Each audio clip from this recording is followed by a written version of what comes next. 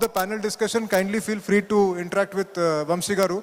And we have Dr. Arun Chaudhary ji, sir. Sir is Director of DQIM from DRDO.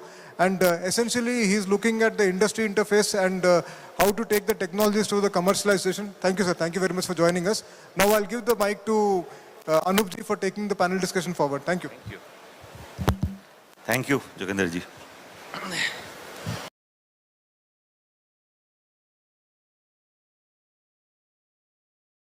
Discussion of National Conclave 2026. The Honorable Chief Secretary just now spoke and he talked about the immense potential of startups in driving the innovation in the defense sector. And he also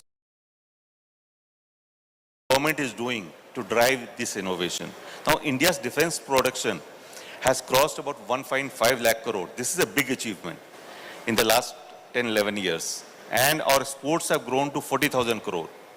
These are very impressive numbers, but the next phase of growth is not going to come from just from the manufacturing.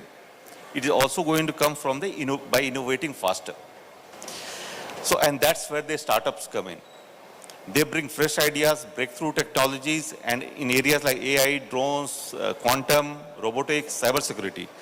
And so in this panel discussion, the startup revolution in defense, building India's strategic advantage, will explore the simple but very important question. How do we make startups a driving force of innovation in India's defense sector? To discuss this, we have an outstanding panel representing the armed forces, government, academia, venture capital, and defense startups. I am delighted to welcome all the distinguished panelists. The introductions have already been done by Jogendra ji, so I don't have to introduce again. I'll begin with the country's most important end user of defense. Lieutenant General Neeraj Varshney, AVSM, Commandant, Military College of Electronics and Mechanical Engineering. So my first question would be to you regarding the work that the MCME is doing. Traditionally, this has been Indian Army's premier institution for training and developing expertise in electronics, mechanical engineering, and emerging technologies. As warfare becomes more increasingly technology-driven, how is MCME preparing the next generation of military leaders, engineers to work with cutting-edge technologies like AI, autonomous system, robotics, electronics warfare? See, thank you for asking me this question. When we look at a new emerging technology in terms of warfare, one is that we have to anticipate. Most of us generally in this country are very reactive. We are not proactive. We don't do the anticipation. We don't start working in a particular area and then find applications for it. Now the guy who reacts will always be late. Today you heard both Mr. Jaju speaking and Dr. Satish Reddy highlighting the point that warfare has become asymmetric. Warfare is non-contact. The principles of war will always remain the same. You have to destroy the enemy with the fastest means, the quickest way, and in the most effective way. And the same principle applies for defense, that you have to hide yourself. You have to ensure that you do not get destroyed in it. Now, what has changed over the last 200 years is the ways and means which technology has brought in. So, unless we anticipate technology, because no war has been similar. The First World War saw us using a tank. The Second World War saw us using Air Force. The Iran-Iraq War saw us having a pitched battle. The Iran-Israel and Iran-US wars have taught us something very different, along with Ukraine and Russia. So technologies will always keep changing. We have to find applications for these technologies. The core question which was asked to me was, what is MCME doing about it? We are already working with a number of startups in various emerging technology areas. We have a startup called Deep Grid over here with whom we are working in autonomous and robotic systems. We are working with a Bangalore-based startup in quantum communication and satellite engineering. We are working with, again, a Hyderabad-based company on additive manufacturing and 3D printing. If you come to our labs, so the first element is infrastructure, the second element is training, and the third element is making a product out of it, out of the projects which our student officers do. So our projects are taken out of the IDEX challenges and the Army Design Bureau problem statements. And from them, we distribute them to our Agniveers, to our officers who are doing training with us. For them, we have provided them state-of-the-art laboratories for drones, for artificial intelligence and machine learning, for quantum mechanics and communications, for additive manufacturing, and for the sustenance of these systems. So MCME is alive to this situation. We are already working with some startups. We have developed some products. We are fielding those products into the field army now for trials. And as soon as they are successful, I think we'll go into the manufacturing stage where the startup with whom we have associated at the design and development stage will start manufacturing and get the orders for that. And that is how we are progressing on it. Before I move on to other panelists, I would like to ask you one more question. With innovation happening so fast in the defense sector, and the nature of battlefield is also changing. We are seeing in Russia-Ukraine war, then in the Gulf War, how the new system, new drones and other systems, they are, able to counter some of the biggest platforms. So now the challenge before the defense establishment becomes not just acquiring the new technologies, but identifying what will actually be useful. So how are you tackling that challenge? See, the end use of any technology is how a defender can use it or how we can use it in attack. Now, the problem with critical technologies in our country is still that if I see a drone which an Indian company is making, the jet engine of that drone is still being imported. And that is the heart or brain of the system. We are very good at making the body parts, and that is what we are doing. But till the time we look at Aatmanirbharta in the true sense of that supply chain, which is the criticality of making the heart, brain, kidneys and lungs of that machine, then we will see that there is a mass deployment of that product.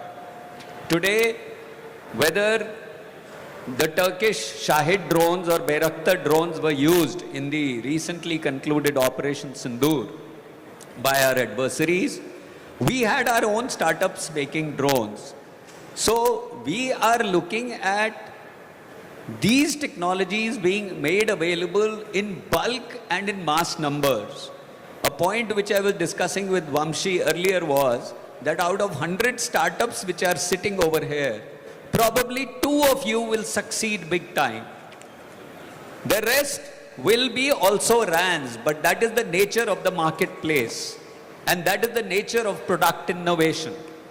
So you have to come up with a product which is ready to use immediately by the armed forces.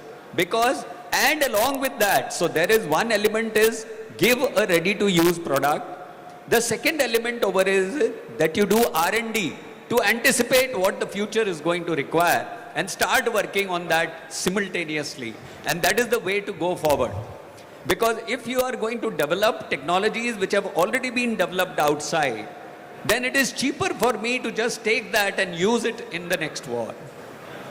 You have to give me something which is immediately ready to use, and that is what the armed forces are looking.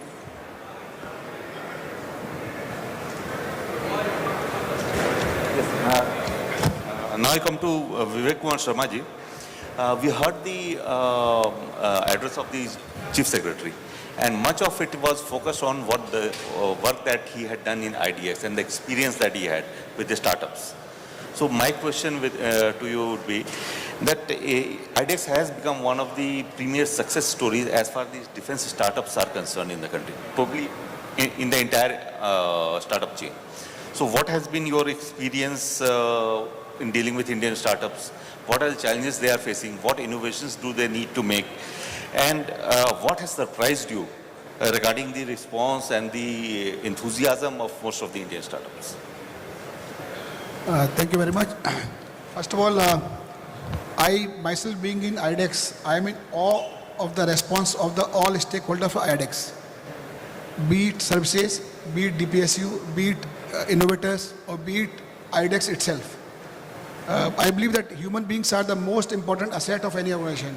If they are dedicated, they are committed, they will get the best out of the exit system. So when I joined IDEX, I saw everybody is very committed and responsive regarding their challenges. I'll start with the services. They approach us that if you have any problem, just let us know so that we can resolve the issue and help the innovators. Innovators are coming to us waiting for the next challenge to be launched. I'd like to tell you the number of responses we have been getting in IDEX challenge has increased multifold over the last 5 to 6 years. Initially, we used to get 15, 16 per challenge offers. Now we are getting around 40 plus per challenge average, ranging from 20 to 117, 18 in some cases. So the response is immense. I'd also like to inform you that the innovators ranging from the fresh college graduate, and they are not just participating, they are becoming the winner of the IDEX challenge and also grabbing the order. Through IDEX, total number of orders which we have enabled is around 2,800 crores plus, and AON is around 47,000 crore plus. So this speaks volume about the IDEX success.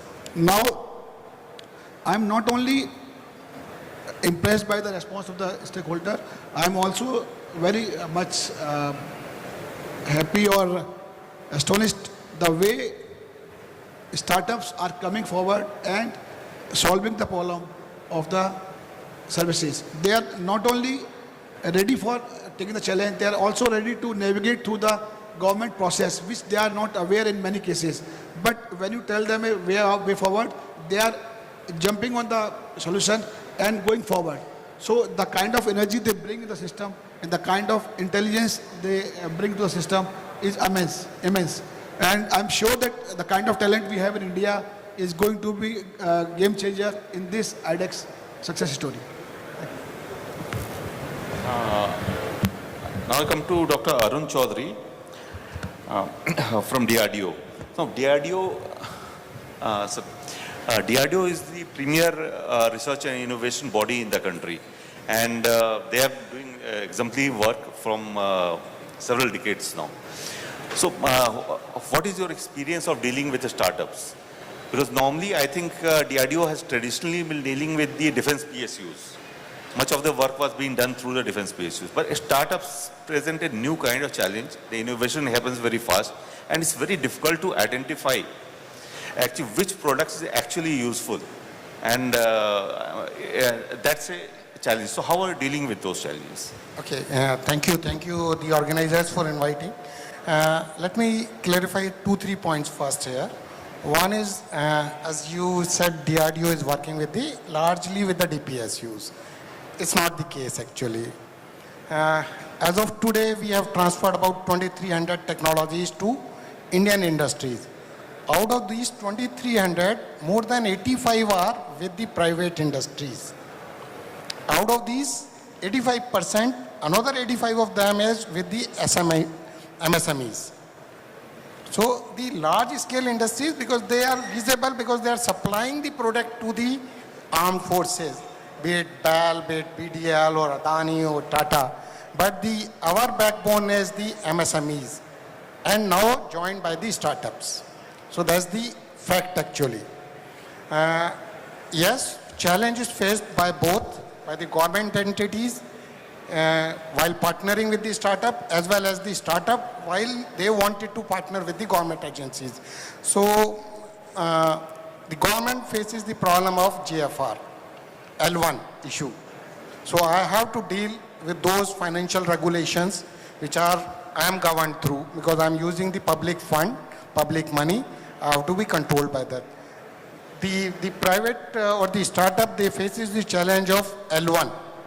L1 because they have to compete with the big pocket, big industries, and they can, in the R&D phase, these big industries can take the risk of funding, and the startup will face the challenge. For this, what we have done is number of policies, initiative at the government, especially in the Ministry of Defense, the scheme like IDEX, scheme like TDF, the scheme where we are supporting the TOT to the industry. So for a startup, what we have done is, when we are transferring as a DRDO technology to any industry, we look at their capacity and capabilities to absorb the technology, produce and give it to the lead system integrator or to the armed forces directly.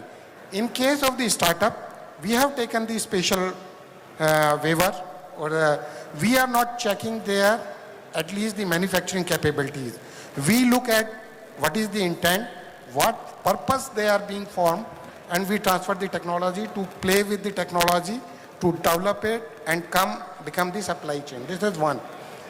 Further, to encourage, we know the funding challenges with them. We have reduced this cost itself of the technology transfer. We charge 50% of the normal fee. As such, the fee is very minimal. We give the 50% rebate to the startup on that. Next comes the support to the startup for the technology. Once they develop, it has to be tested, evaluated. So we extend all the facilities without charging any profit or any charge to them. It's only the consumable which we charge to them. And I'm working on a policy along with the IDEX and in the ministry, where that L1 competing with the big deep pocket industries. I'm coming up with a policy, it will be shortly released, maybe this month or next month, where startup will work with DRDO labs on the live projects, which are in the mission mode projects, or which are the technology demonstration project, where only startup will participate, nobody else will be competing on those domains. This is the policy which we are trying to bring. The second aspect which challenge, if you give me 2 more minutes, so the IPR. Yes, IPR is the big challenge for the startups.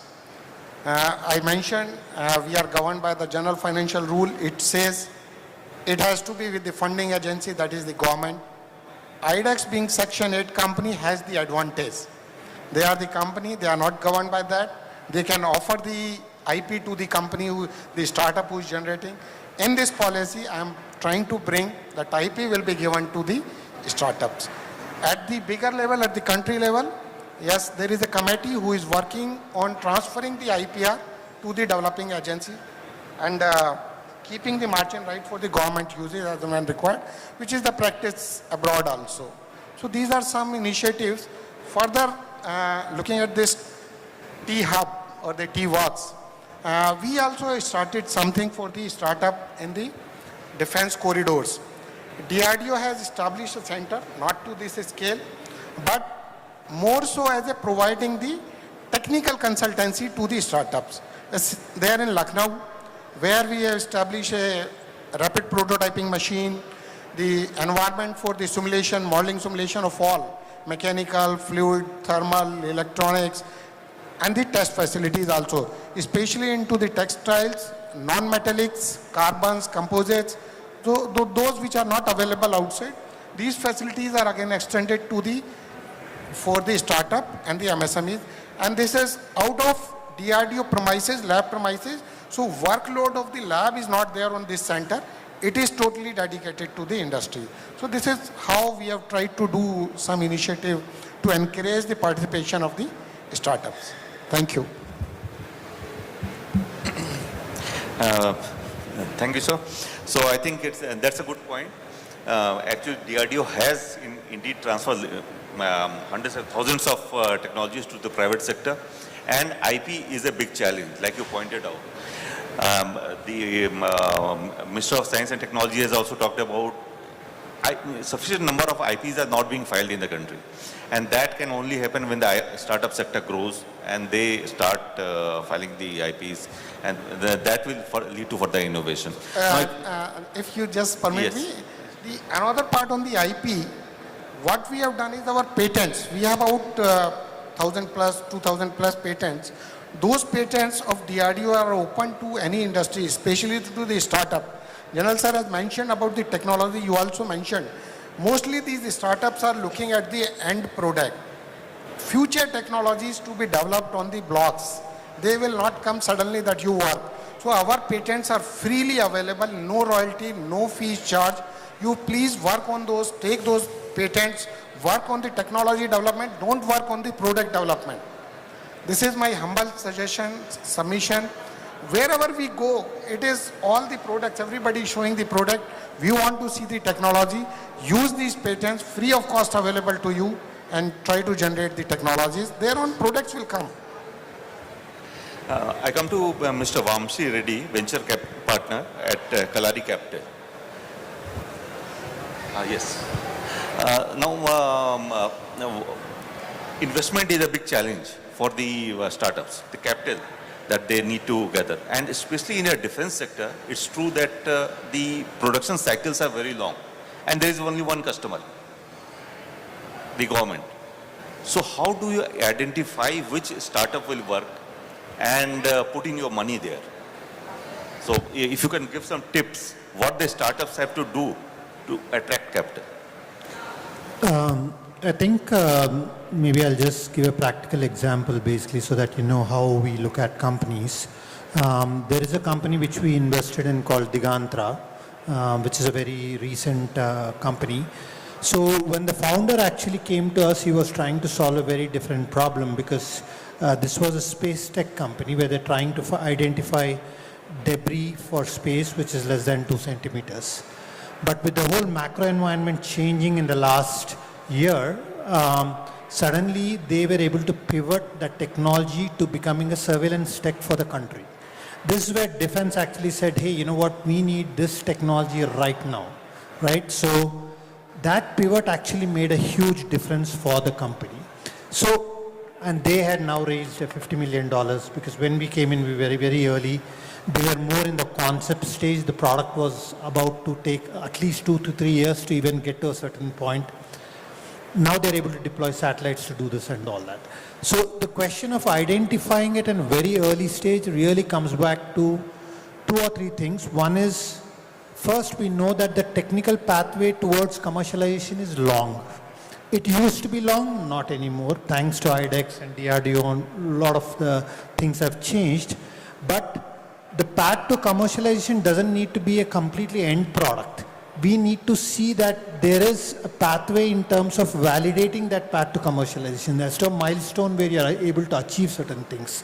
So for us, really is about validating that first milestone because again, there are different milestones which you need to target, and can this capital which we are giving be deployed towards achieving that goal? So that will be one of the first things. The second is, obviously, this validation also needs to be coming from the government perspective, which means whoever is building that tech, we want to ensure that there is some kind of validation coming from DRDO or IDEX or any other platform, basically saying that, hey, you know what, yeah, there is a need or a requirement for this particular technology.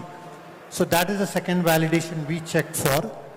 And the third thing is, again, like, a consumer startup or a fintech startup, this is a very different ball game. So here we really want to see the perseverance of the founder, right? So that is a very, very critical element we look for in the founder to see why he has chosen to do what he has chosen to do.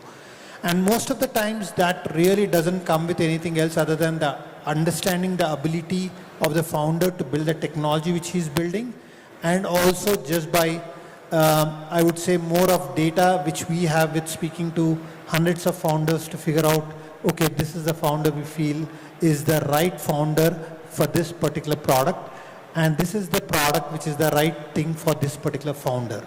So it's a product market fit and a founder market fit, both. Well, that's very interesting, and all of us have read a lot of interesting stories and books and also watched movies of how the Google was funded when it came into being. But even Microsoft and other companies, they were all startups, and they attracted huge investments at a time when no one could have predicted that they will amount to anything. So I think it's very, very challenging to identify the startups, and you have rightly pointed out some of the factors that go into it. And in the defense space, it becomes even more challenging because there is only one customer, and the technologies are changing very fast, and the battlefield is constantly evolving. So I'll now come to a person who is in fact a innovator, a startup leader, a person who is running his own startup, Captain Bala Praveen. He is founder of Axial Aero, and he is also an IDEX winner. So I would like to have your experience. How in founding this company, what kind of steps did you take, and how did you end up winning a IDEX award? Hi. Thanks everyone for giving me this time, distinguished panel. I was a former Air Force pilot. I used to fly the MiG-21s and 29s. After leaving the Air Force early, I wanted to study aviation more. So I went to Canada. I did an MBA in aviation from Concordia University. In the transition from Air Force to a MBA, international MBA, it required a lot of money. I became an entrepreneur. I traded internationally, then I built a few things. That exposed me to the business. But I stayed true to my core, which was aviation. I studied it. I worked in Qatar Airways for about 9 years, moved back to India, became a director in a large IT MNC. Throughout this 20-year period, aviation was very close to my heart. But this business and transitioning through MNCs also exposed me to something, that the purpose of an entrepreneur or business or an enterprise is the user. Customer is the center of this endeavor. While the domain, aerospace, aviation, gave me the depth, the exposure gave me the breadth. And my course mates who were pilots in the Air Force, as they started retiring and started flying civil airlines, there was this big discussion that came out about flight simulators. It's a very niche area, very few people know it. To tell those who don't know, unlike an automobile four-wheeler license, if you have a commercial pilot license, you cannot go and fly any airplane. You need to be certified on each airplane. A Boeing 737 requires simulator time, an Airbus 320 requires more simulator time. These simulators cost between $10 to $20 million. An hour on it, on an average, costs $1,000. It varies from $500 to $2,000 an hour. And India imports all these simulators. India doesn't make a full motion flight simulator, which you can see one right now behind T-Works lift, and a mock-up is here in the metal shop.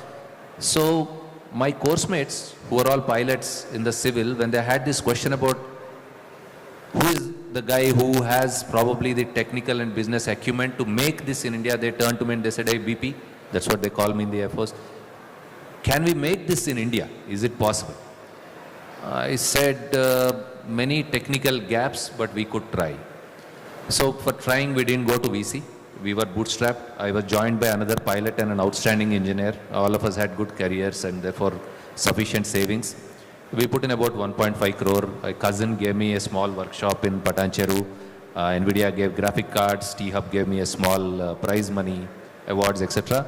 We built our first innovative flight simulator, which only 2 companies in the world do. It rotates full 360 degree around 3 axis.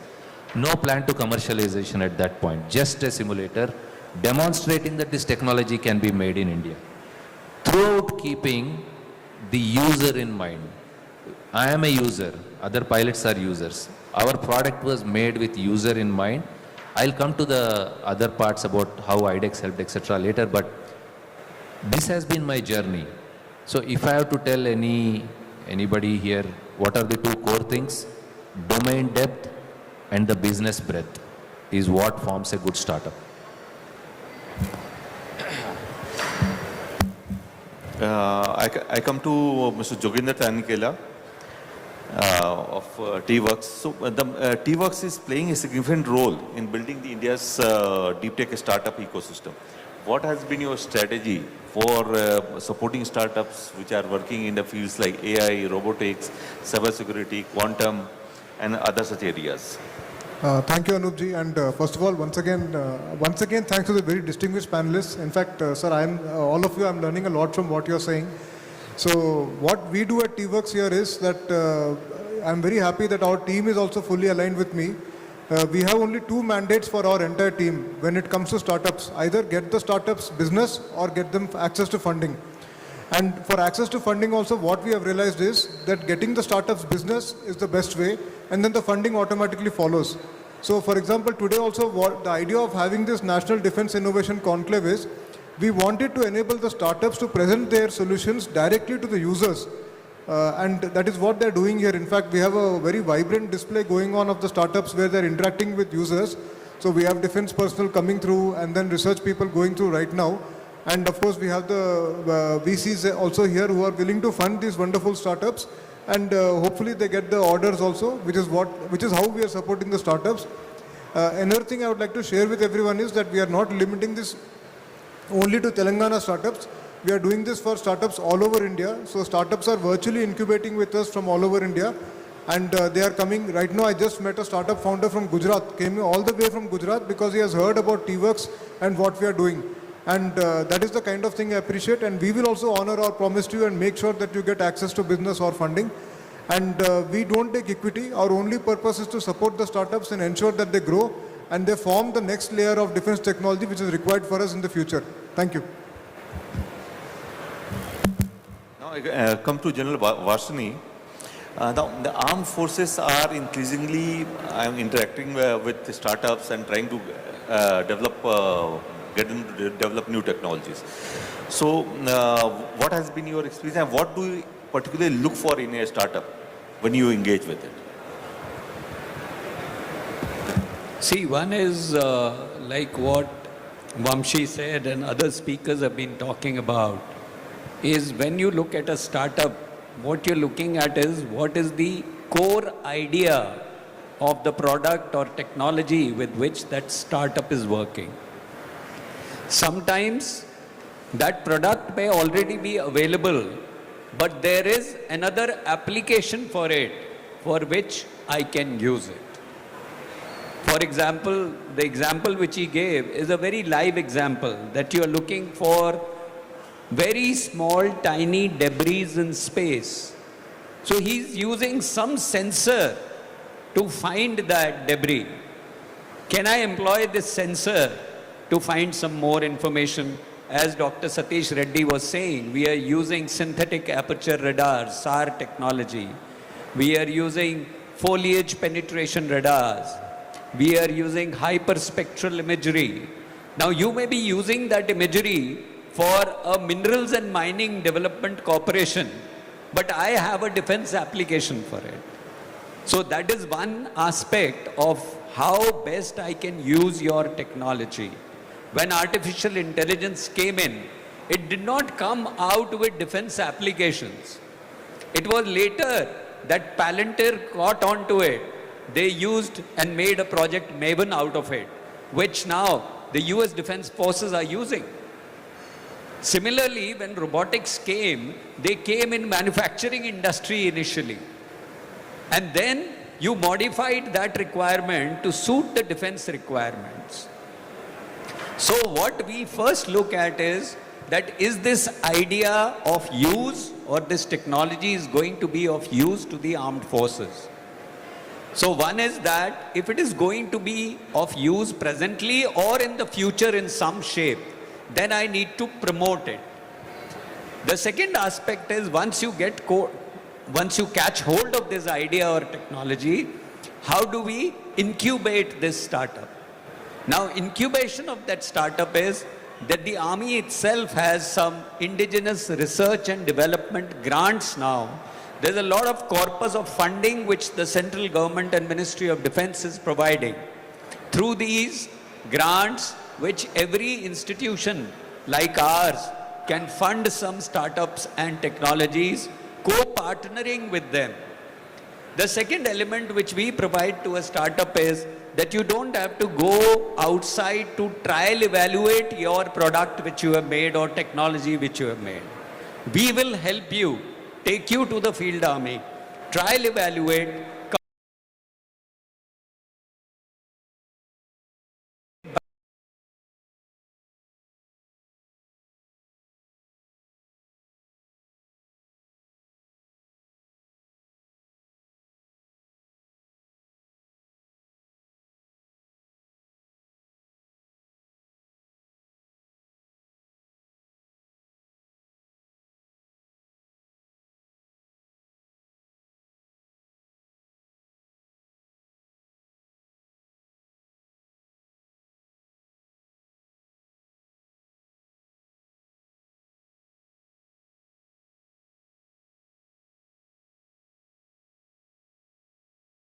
into a manufacturable and marketable product.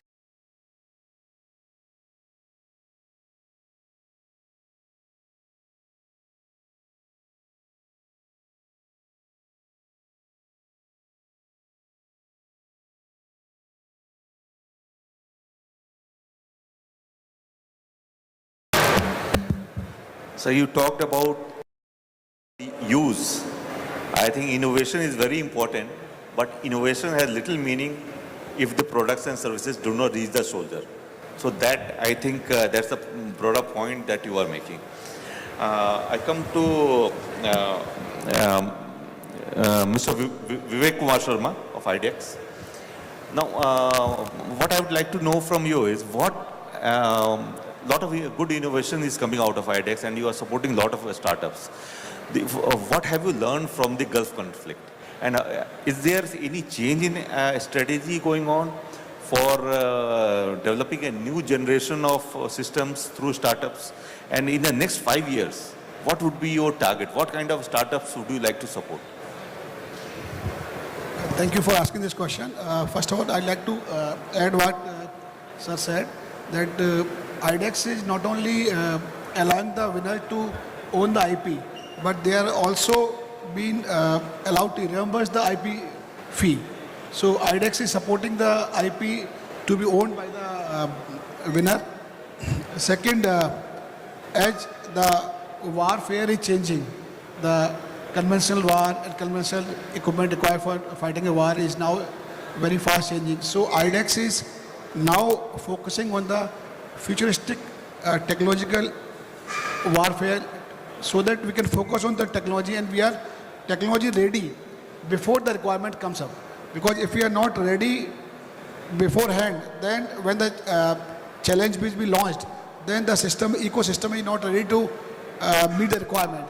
So now we are focusing, a part of IDEX will be dedicated towards the focusing on the futuristic technology. And in future, there will be some challenges which IDEX itself will launch without waiting for the services to ask us, so that we are ready in future for the challenges. This is what we are doing at IDEX. I come to Dr. Arun Chaudhary.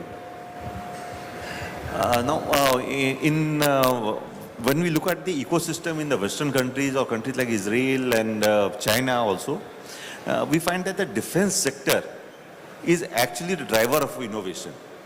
It's not the private sector. Much of the innovation is coming, even the internet or the civil aviation systems, they have all been developed by the defense sector in the country, which is wholly owned by the government. But in India, it's still the other ministry. I won't say the private sector. Private sector is not investing at all in R&D. It's various ministries that are investing and the academic institutions are in. But defense has not taken that kind of lead that it should be taking for driving innovation in the country. So what can the organizations like DRDO, IDEX can do to further drive the innovation, so that the defense establishment in the country becomes a driver of innovation rather than a consumer of the innovation? So funding is the issue. That's what thing. So what we have done is, you look at the IDEX, you look at the TDF. We started with 1.5 lakhs, going to the 10 crores, sorry, 1 to 10 crores, then to 25 crores now. TDF started with 10 crores, now at 50 crores. So funds are being increased by the government, seeing the success of the schemes or the participation of the committee.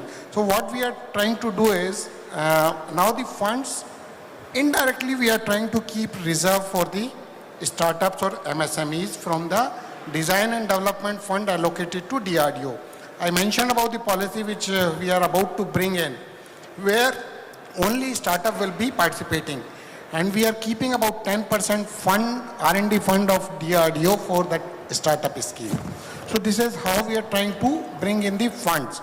Now comes the challenge, how to give them the problems, how to make them work on the new technologies. We have identified the domains. including the quantum sensor, computing, communication, and certain areas of the high power lasers and others, which we will be keeping open for the startups, for the technology development. I'm not talking about the product development there. So this is certain steps which we are taking to encourage the participation of the startup especially. So that's how we are trying to motivate and encourage the participation. I think you have rightly pointed out the issue of funds. There is an old saying, if you are able to put your money where your mouth is, then the things get going. But that is something in a country like India, where a lot of funds are required for the social sector, defense will always have a bit of a lower priority, despite all the challenges that we face. So that's a problem. So I come to the,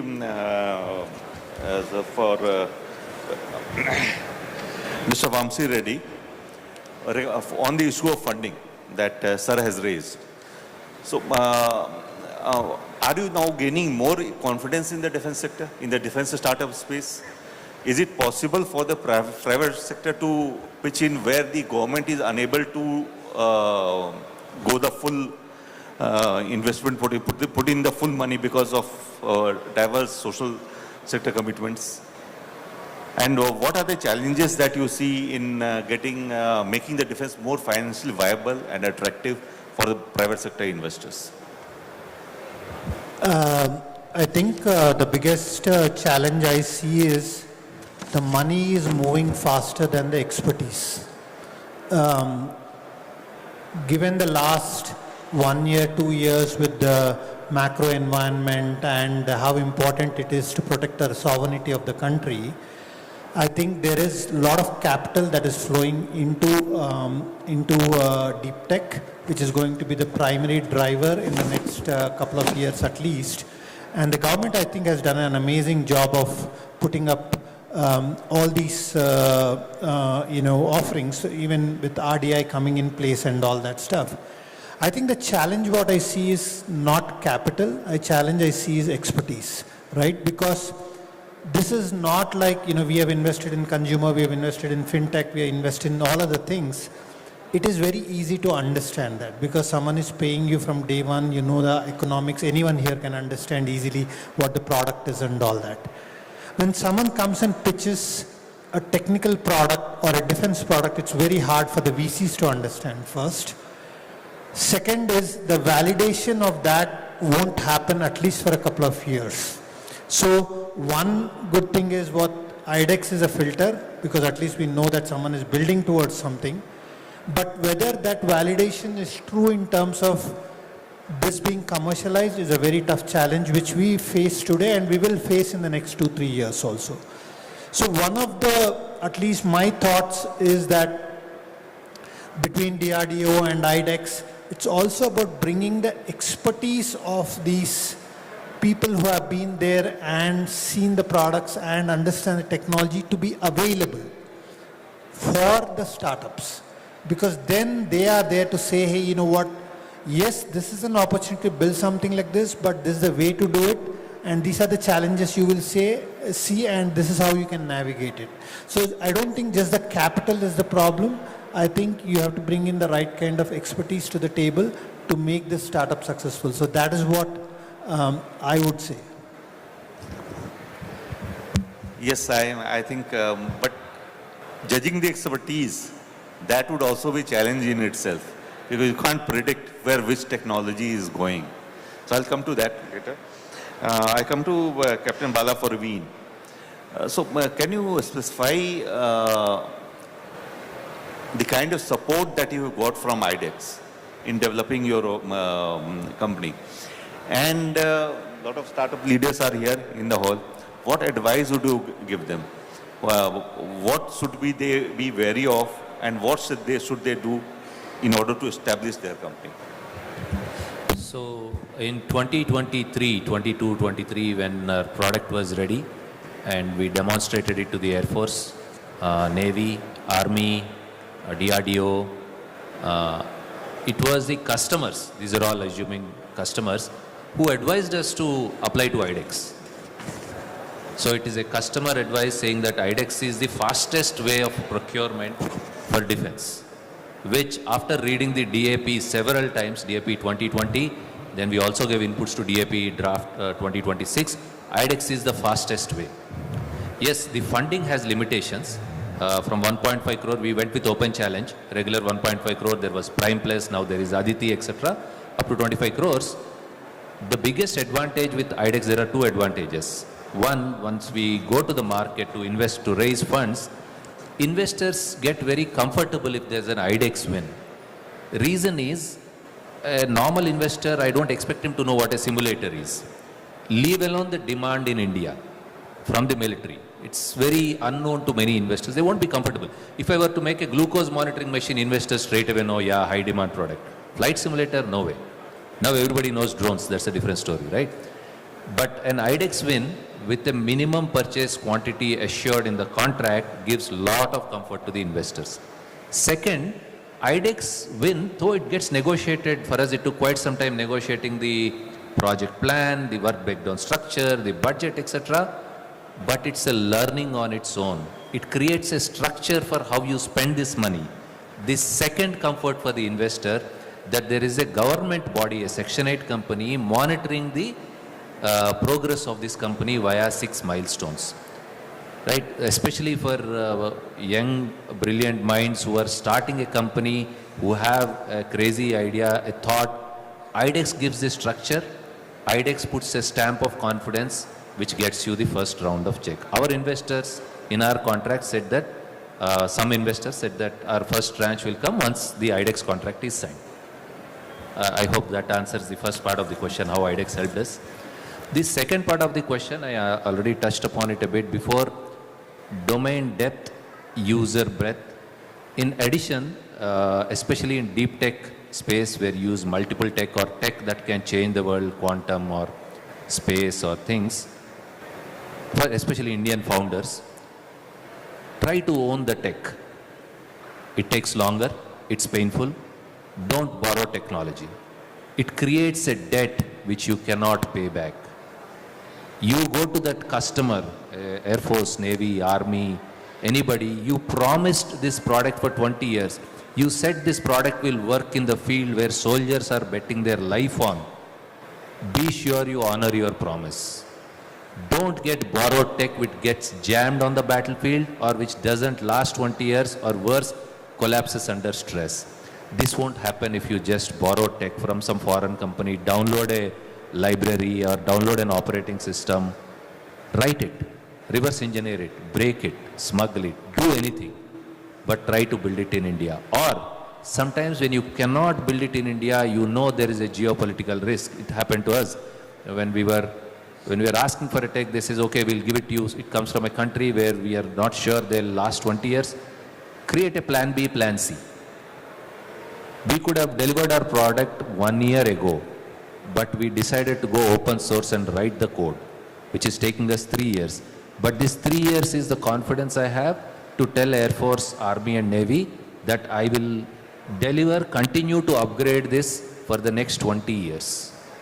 This is the only advice I can give. Thank you. I come to Mr. Jugendra Tanikela. Now, when you look at the most successful defense companies in the world, you find that they are not actually defense companies. They are also serving the consumer market. AI, robotics, even drones, cyber security, these are relevant for both the sectors. So what steps is TWOS taking to ensure that, to enable these startups to serve both defense sector and the consumer sector? Because defense, the gestation period is very long. If they are also serving the consumer sector, they can earn money and maybe invest more in the defense research. Thank you, Anupji. So actually, it's a very good question. So we're talking about dual-use technologies here. And we have, so one of the fundamental philosophies in TWorks is that defense drives innovation. But that innovation should be there for everybody in the world or everybody in the country.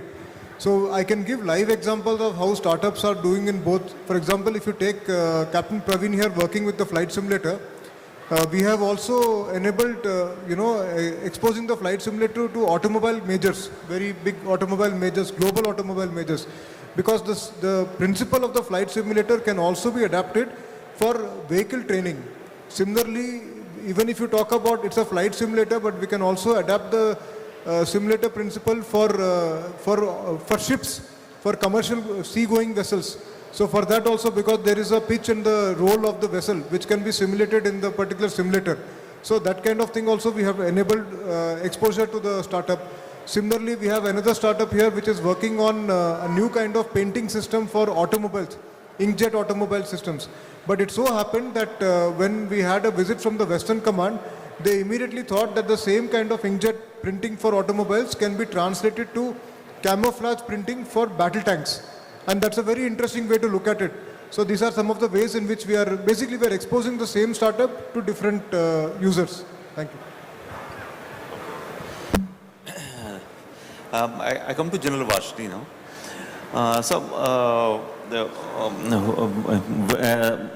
One of the problems that the startups face, like they create a very good prototype sometimes, but that prototype to turn into a product that can be used by the defense forces, it takes a lot of time and there's a lot of challenges. Sometimes it doesn't happen.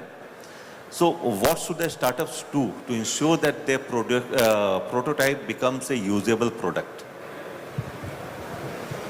See, from prototype to a product which is mass marketed and inducted into the armed forces or the civilian marketplace, is that if that product is actually the prototype works, and if it works well, then immediately, if it has been displayed to any of the units of the armed forces, somebody is going to catch up with that idea and then propagate it.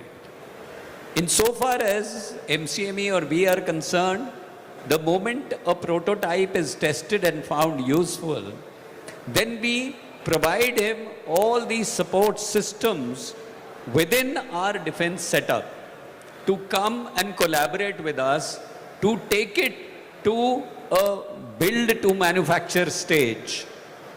And then the IPR is filed as a partnership IPR, and that designed and developed in co-partnership with the military establishment or whichever establishment they have designed and developed it, but manufactured and marketed by that startup, MSME, the new wave startup. That is the support system which we provide. A lot of things have been spoken about defense exports. Only a word of caution which I want to put into your head is, first, focus on developing a technology or a product. Exports are a byproduct of it. They will automatically happen if you find use for that technology or that product is so useful.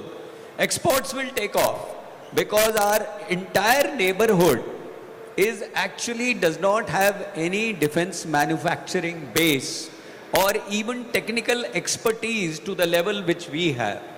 So there is a huge market in the Middle East, in the Southeast Asian countries, in Africa as a continent, in South America as a continent for your product. But don't focus only on the export market. The domestic market is so huge.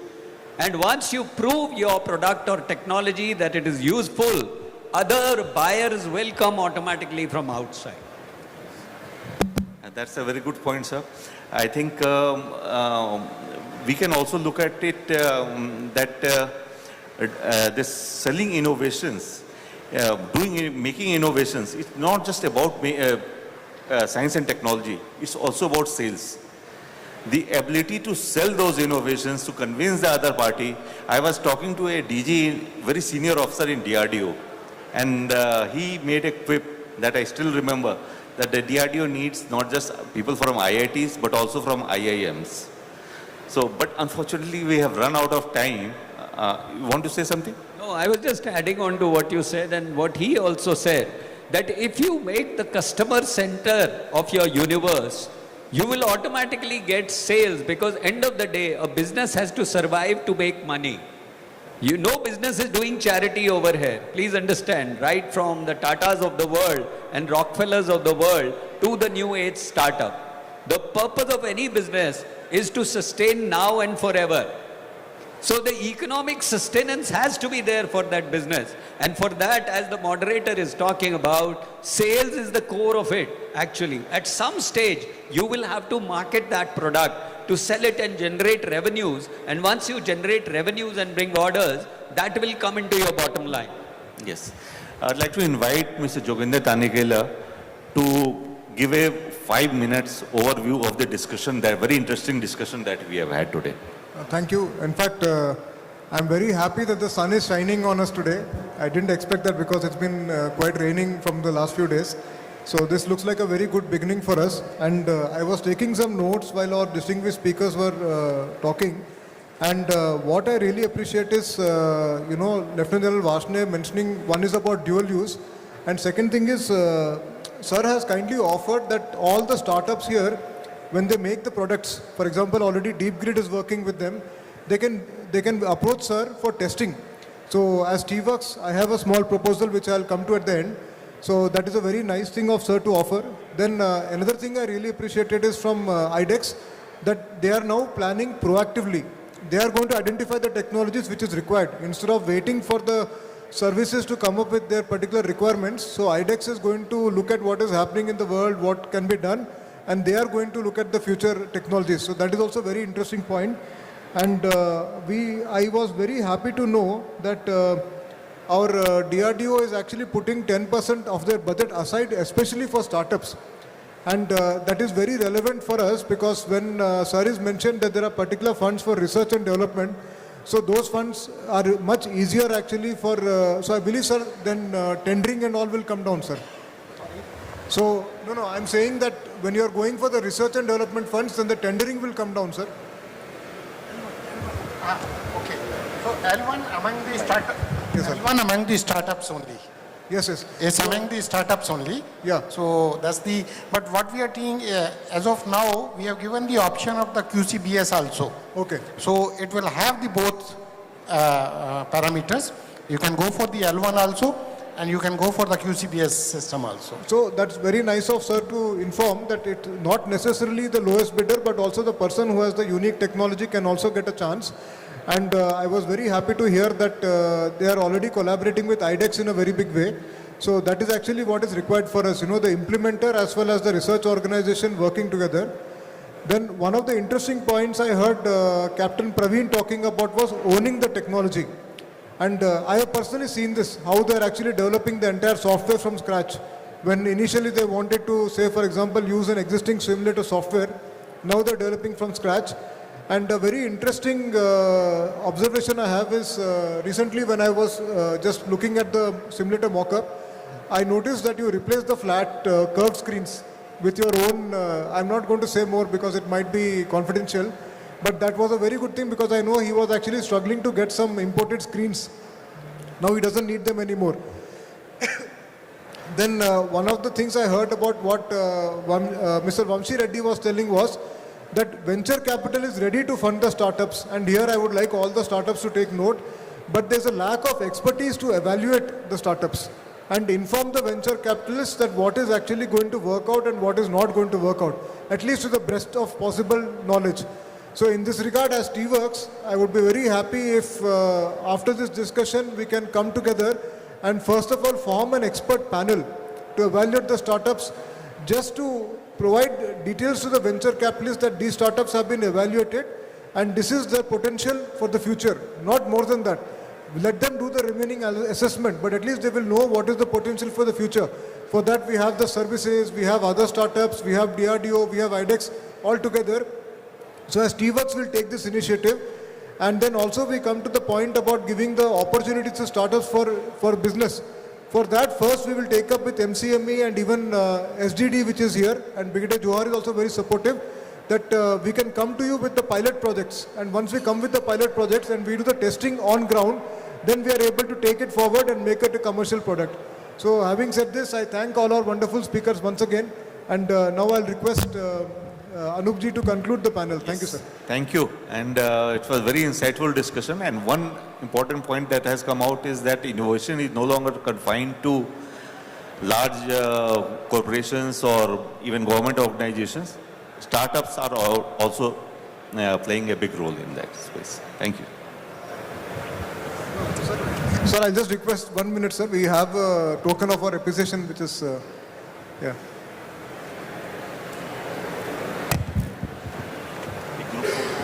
Sir, we'll give the token and then we'll take it over.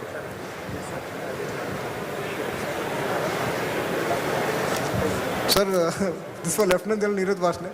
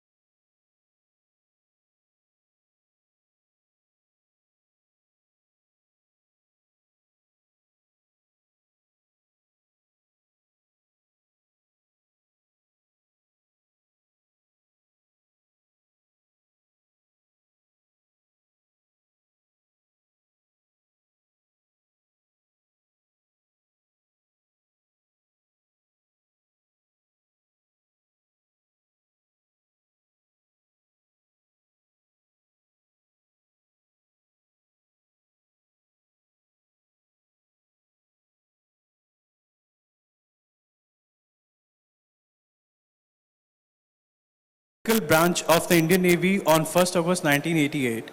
He holds a bachelor degree in electronics engineering, a master's degree in electronics and telecommunication with specialization in naval weapons from University of Pune and an MPhil in defense strategic studies.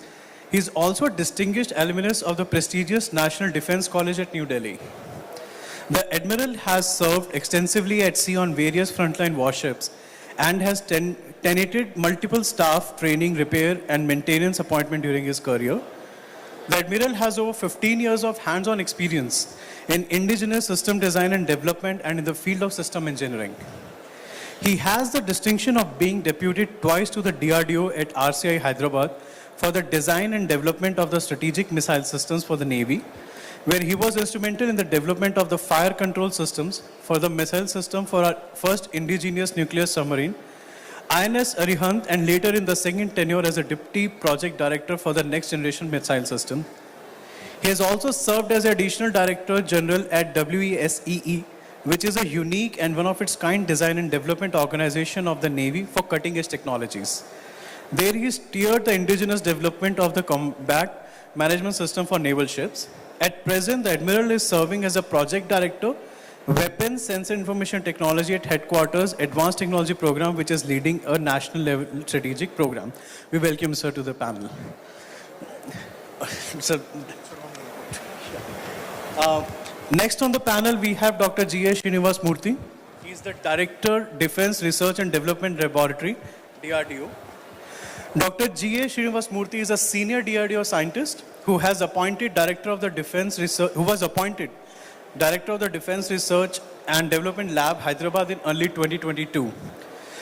After the superannuation of the Dr. Dashrath Ram, multiple reports state that before becoming the director, he was Program Director of the Advanced Naval System Program, and the DRDO is a premium laboratory of Dr. APJ Abdul Kalam Missile Complex.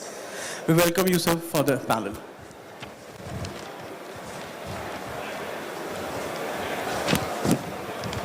Now I'd like to welcome Lieutenant Commander B.M. Ravindranath Reddy. He is CEO Projects Telangana Industry Infrastructure Corporation. Lieutenant Commander Bhumi Reddy Ravindranath Reddy is a former Indian Navy officer, currently serves as CEO Projects of Telangana Industrial Infrastructure Corporation. Having moved to the organization after his tenure with the Andhra Pradesh Maritime Board, TJIC was established in 2014 to develop industrial parks, SEZs, and growth centers with full infrastructure across Telangana. And now, sir is spearheading this particular initiative. His naval career spans across Macross. He is a National Defense Academy alumnus and served as a Marine Commando, India's elite special operation force in some of the most operational demanding theaters, like Sri Lanka and also the Rameshwaram area. Post-retirement, he built a career in governance and infrastructure, and he was working with the Andhra Pradesh Maritime Board before joining the TIIC in Hyderabad. Welcome to the board, sir. Thank you.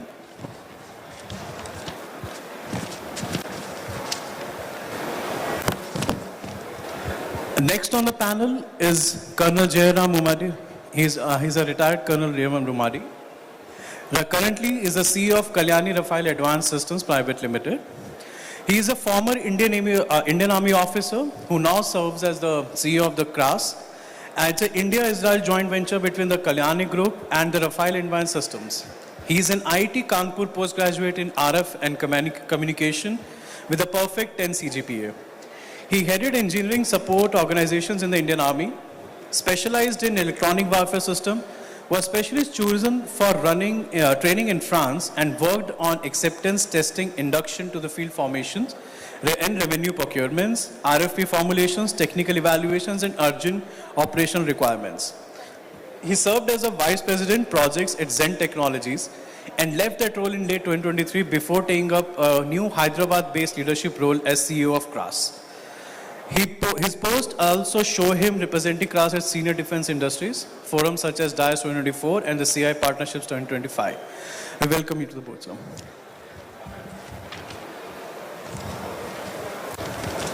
Next on the panel, we have Palash Pataudi. He is the CEO and co-founder of Tractors Optodynamics. Tractors was founded in 2019 and has rapidly established itself as a credible deep tech defense startup. Palash is the CEO And he comes from the aerospace, he runs the aerospace company with a background in electronics, R&D, engineering and optical systems. He brings 5 years of experience and specialized experience in electro-optical system for defense and aerospace applications. Welcome to the panel. And last but not least, our moderator. Just a second, yeah. Mr. Swadeep Pilasiriti. Swadeep is the founding partner and MD at Blue Ocean Venture Partners, a global investor group of serial entrepreneurs investing millions of dollars in and advising cutting-edge early-stage deep tech and AI startups across space, defense, robotics, smart materials, manufacturing chips, semiconductors, EV in India and abroad. He serves on the boards of many category-defining companies such as AutoNext, Coinex, and Coinex, yes, and helping them raise millions of dollars and scale globally. He has represented India on global stages, including leading a third of the Indian startup delegation to S20, the G20 Startup Summit behalf on Pan IIT, and speaking on panels alongside unicorns founders from Paytm, Zetwork, of Business, BharatPay, and HCL. He has also worked with the Wipro CTO office to set up one of the world's first generative AI cross-border corporate accelerators across India, Europe, and US. His entrepreneurial journey and initiatives have been featured in Economic Times, Times of India, Indian Express, The Hindu, and more. One of his projects even contributed to a world record and an Amazon bestseller on entrepreneurship with over 30,000+ copies sold.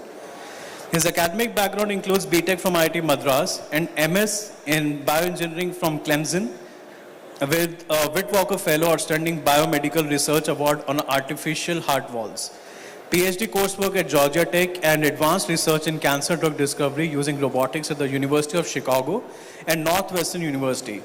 He has also published multiple peer-reviewed papers in the international journals and presented his work at leading global conferences. We welcome you to the panel, sir, and over to you. Does everyone have a mic? Everyone has a mic. First of all, thank you so much for all the audience over here. Give yourself a big hand for coming here on a Wednesday afternoon. Big hand. And what an illustrious list of guests here. And Joginder and the entire T-Works team to set this up. Fantastic work.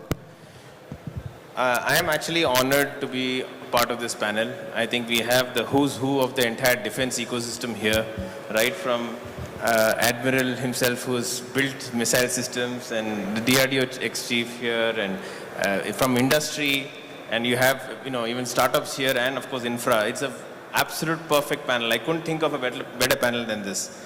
So let me set the context here, right? The whole topic is from innovation to deployment, right? Manufacturing, procurement, and indigenization.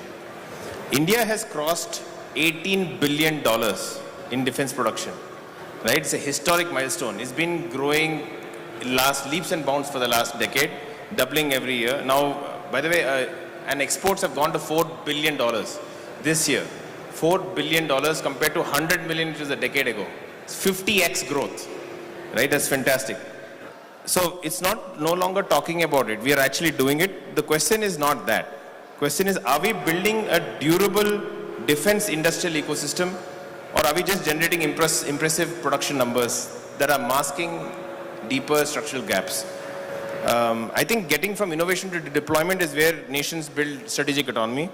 And these 5 voices over here are going to be covering that. So I'm going to start actually talking with Rear Admiral Pinkesh Kapadia ji here. He's bringing the perspectives of the end users. He's an officer who has operated platforms. He understands capability gaps from the sea. And I think he's going to give very interesting insights on what the armed forces really need. So the first question, Admiral, is very straightforward. I think there are a lot of startups here who are trying to figure out how to sell to the armed forces. Based on your experience with naval and defense capability adoption, what is the single biggest difference between an impressive innovation or a demo and a system that is operational, that an operational commander is willing to deploy?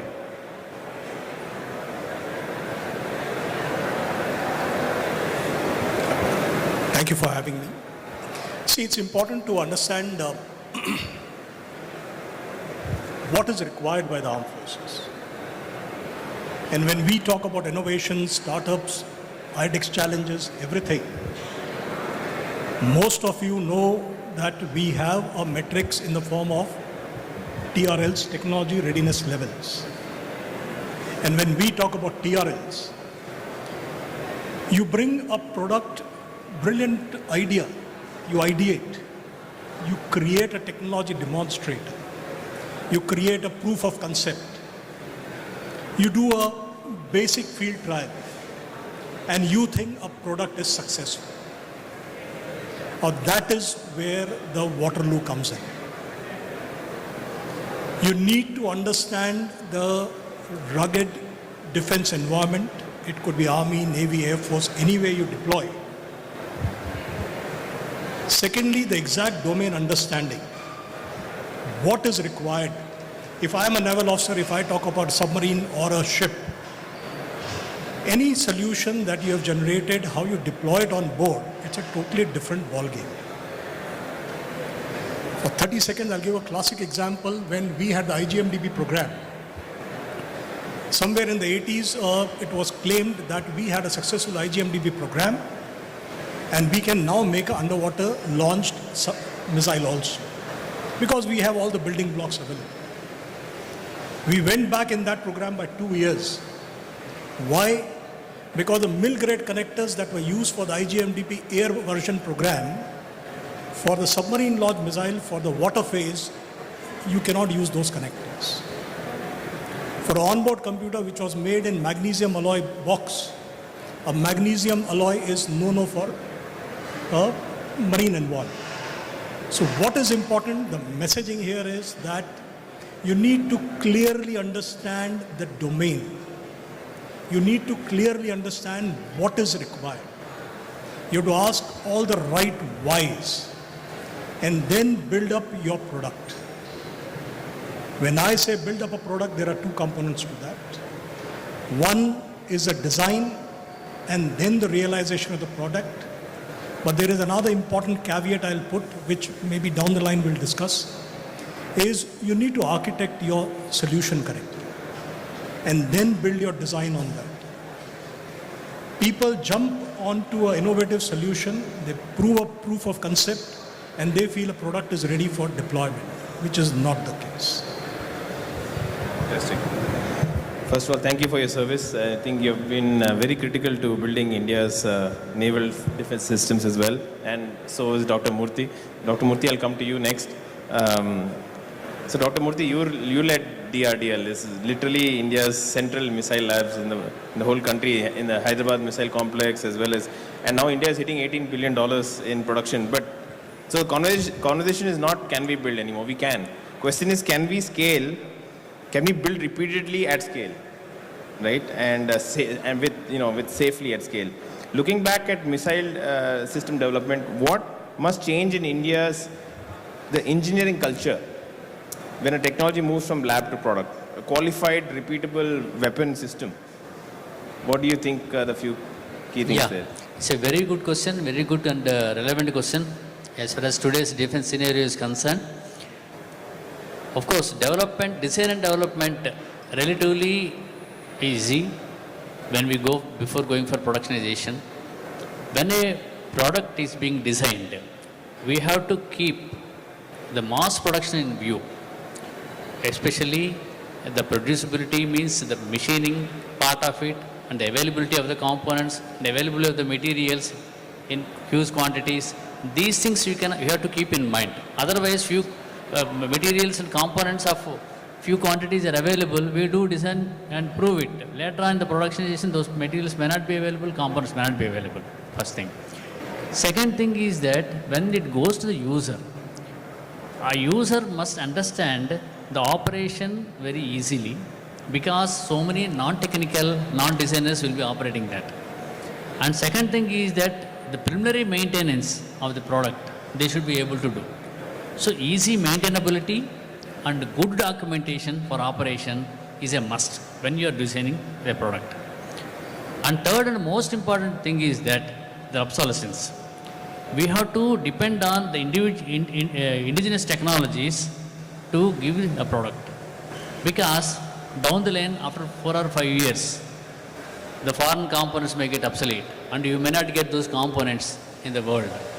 So we have to, with the designs must be based on the indigenous components as well. So like this, many aspects are there, which these are the things we take into consideration while designing a particular weapon or a missile system altogether. Okay. Thank you so much. And again, thank you for your service. Palash, I'll come to you because you're the startup in the crowd. All these folks are building at scale and lakhs of crores of business. You started from scratch. So many startups over here, defense startups want to learn how you are building a startup from scratch. You won many IDEX grants, IDEX awards. A lot of people think that's it, we are done, right? But that's when the journey really starts. So based on your track trace journey, what do most defense startups grossly underestimate in terms of after winning a great IDEX or a prototype challenge? What should they do in the next 6 to 9 months to 12 months in terms of design, development, procurement and all that? What are the gaps you feel are there in the system? What other startups are not doing? And what they can do to learn from your journey? Yeah, thank you. So it's a very relevant question nowadays, like so many grants, TDF, IDEX, all are floating and many startups are growing up. But the main, I would say the grant is just the key or the license to start. The main journey starts after that. Because once you get a grant or, any sort of funding, then you start developing, you go to prototype stage. And then here is the catch when it starts from prototype to deployment to execution and induction. As Tractrix, we have been, lucky enough to cross that valley of death, if I would say, or to go from TRL 3 to TRL 5, TRL 8, and win the grant, develop a product, and also go with the different trials with either Navy services or Army.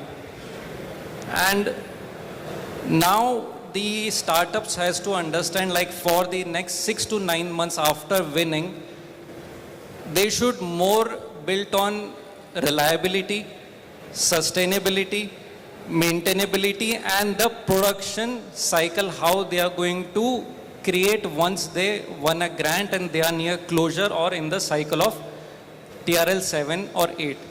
Because that is the main time where a lot of startups lose their grip and they start to, lose the, I would say, the production time or the production award as well. Absolutely, very relevant points. So I'll go to Colonel now. Colonel Jairam, you're leading a massive joint venture now and industry collaboration. I think you have a very unique viewpoint for, I think, a very important role to play in the Kalyani Rafael JV, building missile kits and so on in Hyderabad.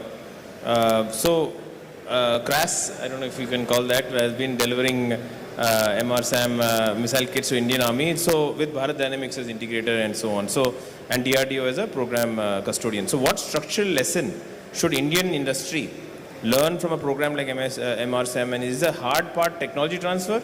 Or is it the vendor development? Or is it the production quality, program management? What in your opinion you think are the key points here? A very good afternoon to all. In fact, it's an honor to be with the co-panelists who are esteemed veterans and experienced players in the industry. Thanks to T-Works for calling us here. Between technology transfer and building vendor, I would choose both. I mean, you can't stop at one. The defense industry is never like a commodity industry. You are not manufacturing things on a scale where you are producing some numbers per minute or per week or something. It's mostly driven by orders. So when you look at order cycles, they are about 5 to 7 years is the usual range if you are looking at capital procurement. So how do you keep your machinery and your people engaged for these 5 years is the most important catch, which most of us miss out. So that is where industries need to undertake an exposure.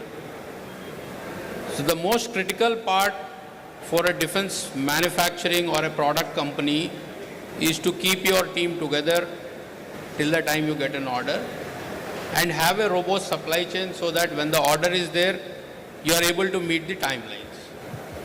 So when you talked about vendors, like Murthy Garu has mentioned, the qualification cycles are very long, especially if it is missiles, because it is not like a car that there is a fault, then you call back all models and do a reset and send it back. So it's in the zone, and if you are launching it, you expect it to work. So that's the mindset which is different from other industries, which needs to be understood by one and all. So one top priority that I would look at is how you have a commitment to undertake this exposure to keep your facility functional, even without orders. If orders come, yes, you have a boon and then you are moving. So where the miss is between commitment, capacity and capability.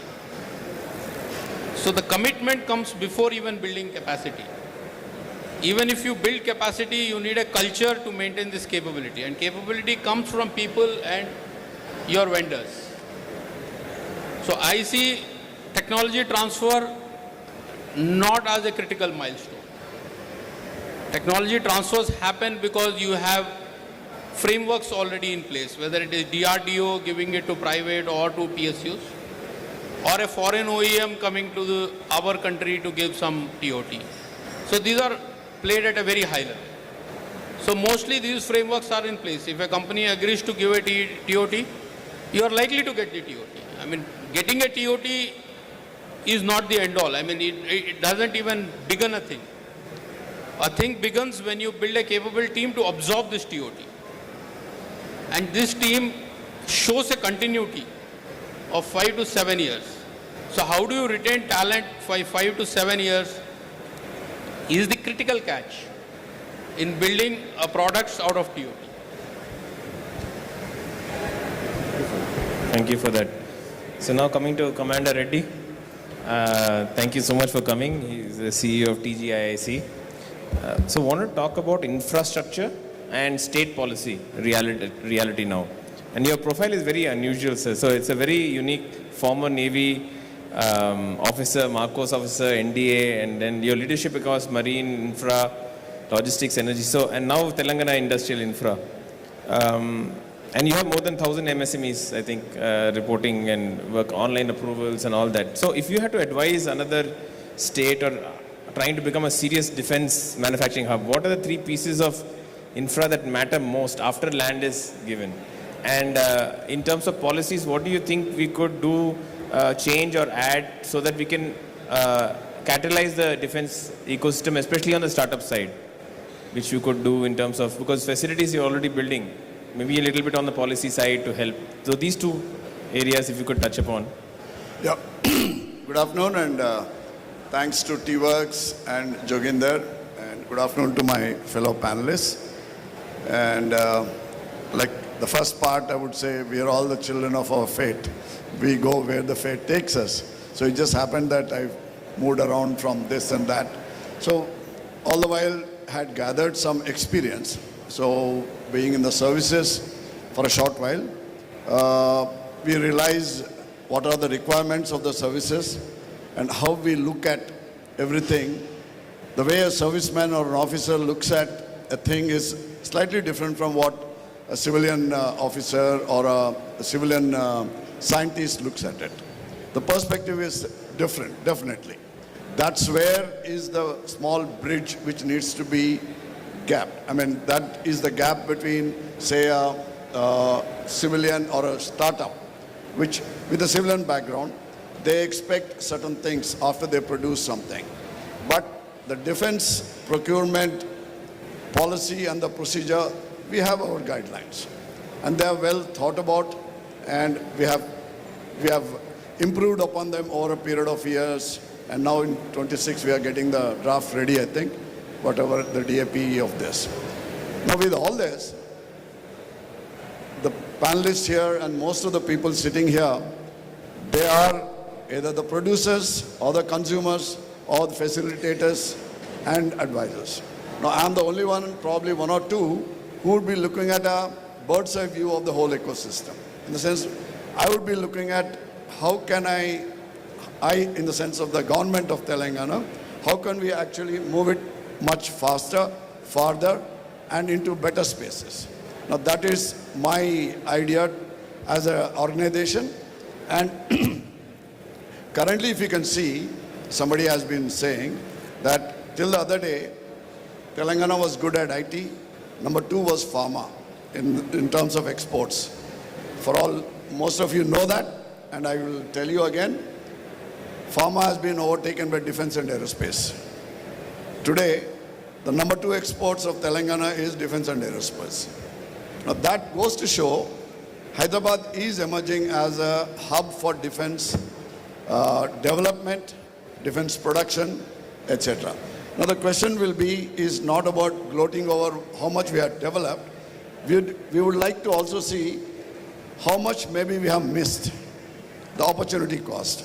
If there is, and there are opportunities which we haven't yet taken advantage of, that's where I think rest of the people and all of us should concentrate on, rather than just thinking about, oh yes, a decade back we were there, now we are here.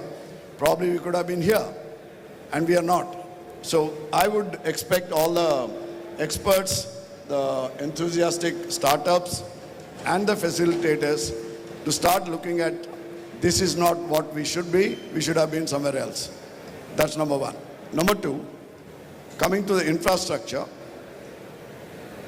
the Indian government landscape, because I have studied both the worlds, so I know how both things work. Most of the time, my colleagues, ex-colleagues from defense don't understand how and why the government works the way it works. Okay, so that's a thing which the government doesn't see how the defense works, the civilian government. And that's what it is. But generally, we still are not moving at the pace which we should to catch up with the rest of the world, in the sense that how do we facilitate providing the infrastructure is just the beginning. Now, should we be doing anything beyond that, of acting as a catalyst to the startups, reaching out to the defense procurement, and also the export market? Now, do they get any advisory services? And in this, I just want to mention that I do a little bit personally. I'm also a mentor at T-Hub for defense and aerospace startups, where I concentrate not on the defense aspects of it, I help them with the business part of it. Because I'm a ex-defense officer and a businessman for 35 years, I know what are the issues for an entrepreneur to start. The aim of a startup is not to remain as a startup, obviously. The aim of a startup is to really scale up and become an organization and a company. Now that's where most startups falter. I'm not going to the technical parts of it, I'm just telling on the business part of it. Now, a startup faltering is a startup failed, and a startup has gone by the wayside, and we lost an entrepreneur. Absolutely. So we would like to see that anybody who starts up gets the right advice to scale up and reach his goals and contribute to the defense and the country. Right. Beautiful. Fantastic. No, absolutely on point. I think I want to go to Dr. Murthy now and asking about the procurement conversion gap that we have. So in India, Dr. Murthy has built innovation pipelines, and IDEX report hundreds and hundreds of innovators. I don't know how many dozens of prototypes are cleared. Yet many founders face a gap of technical success and acquisition is a big. So what is the single biggest reason that technically sound defense products stall between prototype acceptance and procurement? And what should change in how requirements, trials, qualifications, how they're written? If you can touch upon that. Here, two aspects I want to touch up. One is that in the earlier years, the defense policy was until or unless total design development process is over, trials are over, the procurement never used to start. So now the things have changed. When the particular weapon or a missile, when it is in defense stage, it's design come production partners are being called for, and they're also being involved in process and development process. So they'll start the procurement process. The industries, be it public sector unit or private industries, they are participating in the design process itself. What are the weapons being developed by DRDO, and the procurement process now is being cut down multifold. This is one aspect. And other aspect is that the procurement policy itself in the government sector. Suppose earlier, right from you put up intent, and by the time you receive the component, it used to be around maybe 10 months to 1 year. All government servants are there here, they may agree. These procurement policies are also being changed now, because the decentralization of financial powers are there now, and each and every stage, everybody is having financial powers. They can themselves can take the decision and initiate the procurement and get the items very quickly. So this is within the government itself, the procurement policy is being changed. So these are the two aspects how the defense production process is being changed right now. And of course, these steps are taken very recently, and I'm sure this is going to bear fruits very near in future, maybe 3 or 4 years time. You'll be see the benefits of these two policies. Fantastic, absolutely. I think we are moving in the right direction. So I want to come to Admiral Kapadia ji. This is where users' experience matters most, right? The operational trials and produce things that even a lab report can miss. But on the ground, if you could redesign the interaction between innovators and armed forces, what would be the ideal feedback loop that you would like for the problem statement to go from field trial to production decisions? In terms of, okay, there's certain things that you would like to do, and then they come back to you. Would you like to be an interactive process? Would it be do you have some thoughts around those, on how it should be done? 100%. And I think that way I would say Navy is very, very proactive on this. Take for me as a classic example, after my post-graduation MTech, Navy deployed me directly to a DRDO lab to be part of a system design team. Why? It was that I bring in the domain understanding.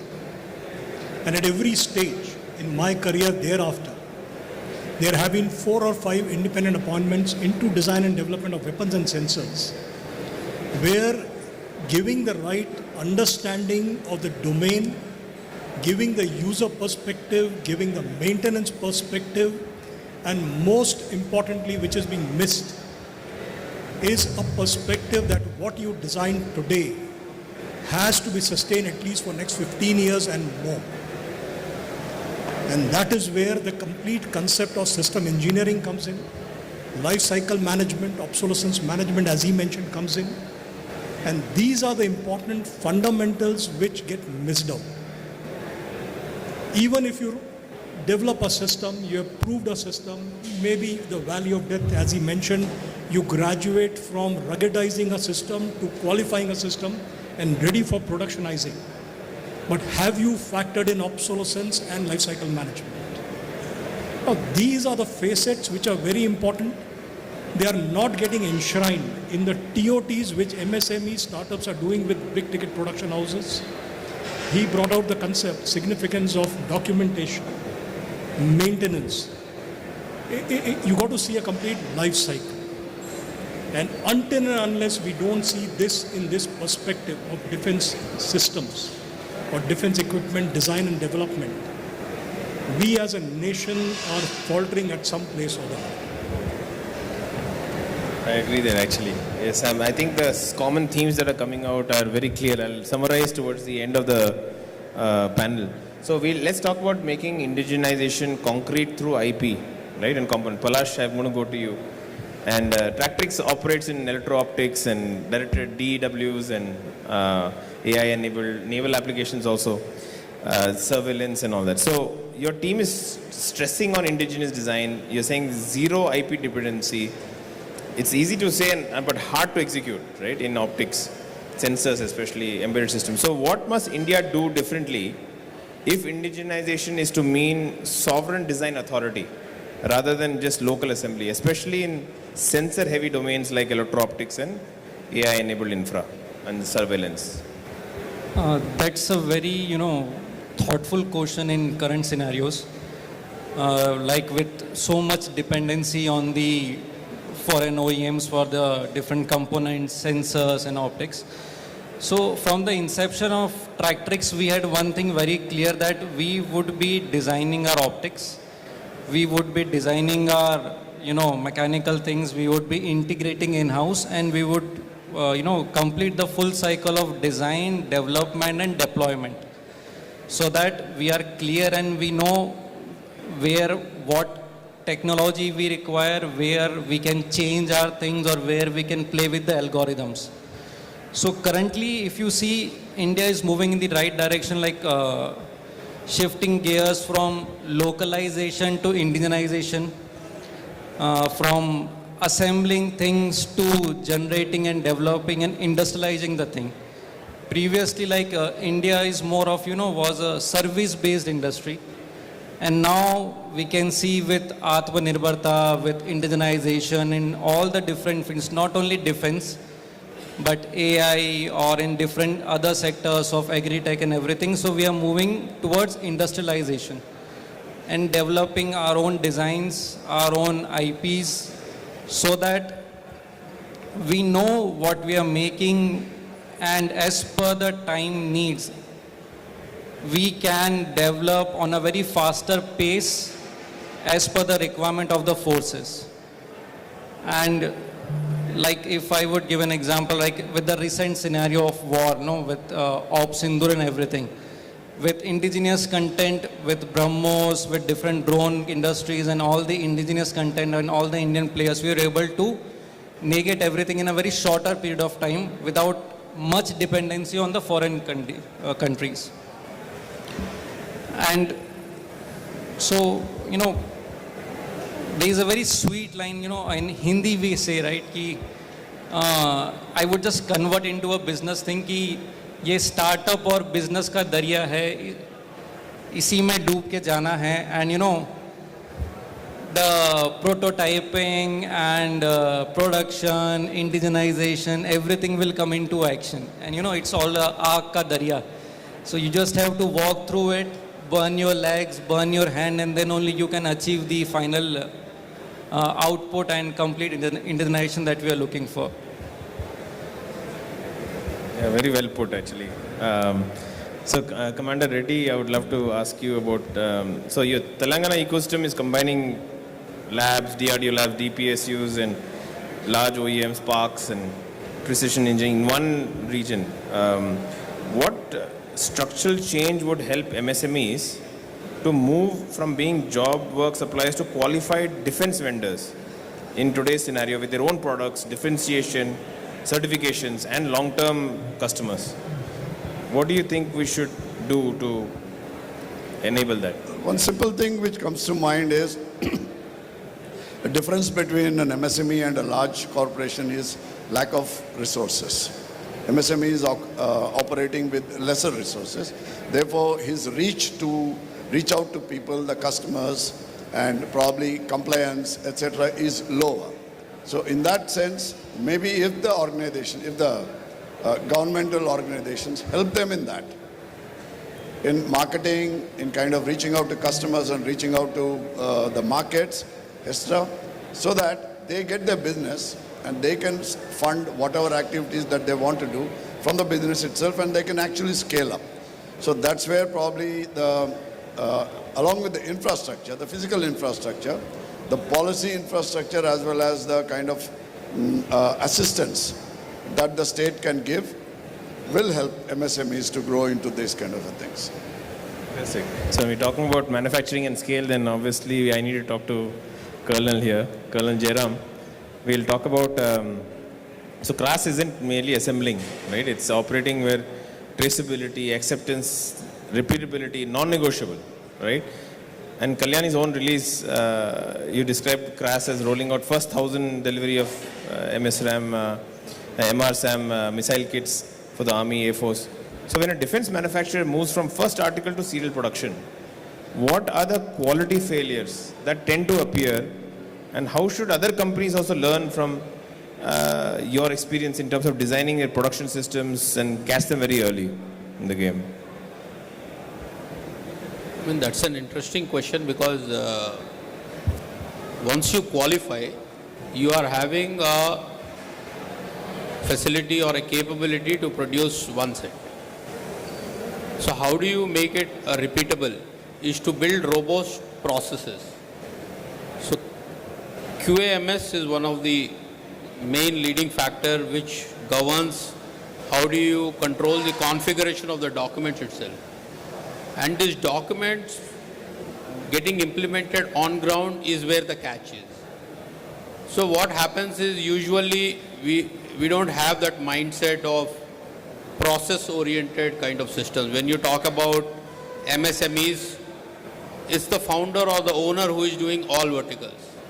He's also doing the marketing, he's also doing the business, he's also running the production floor, he's also running the procurement.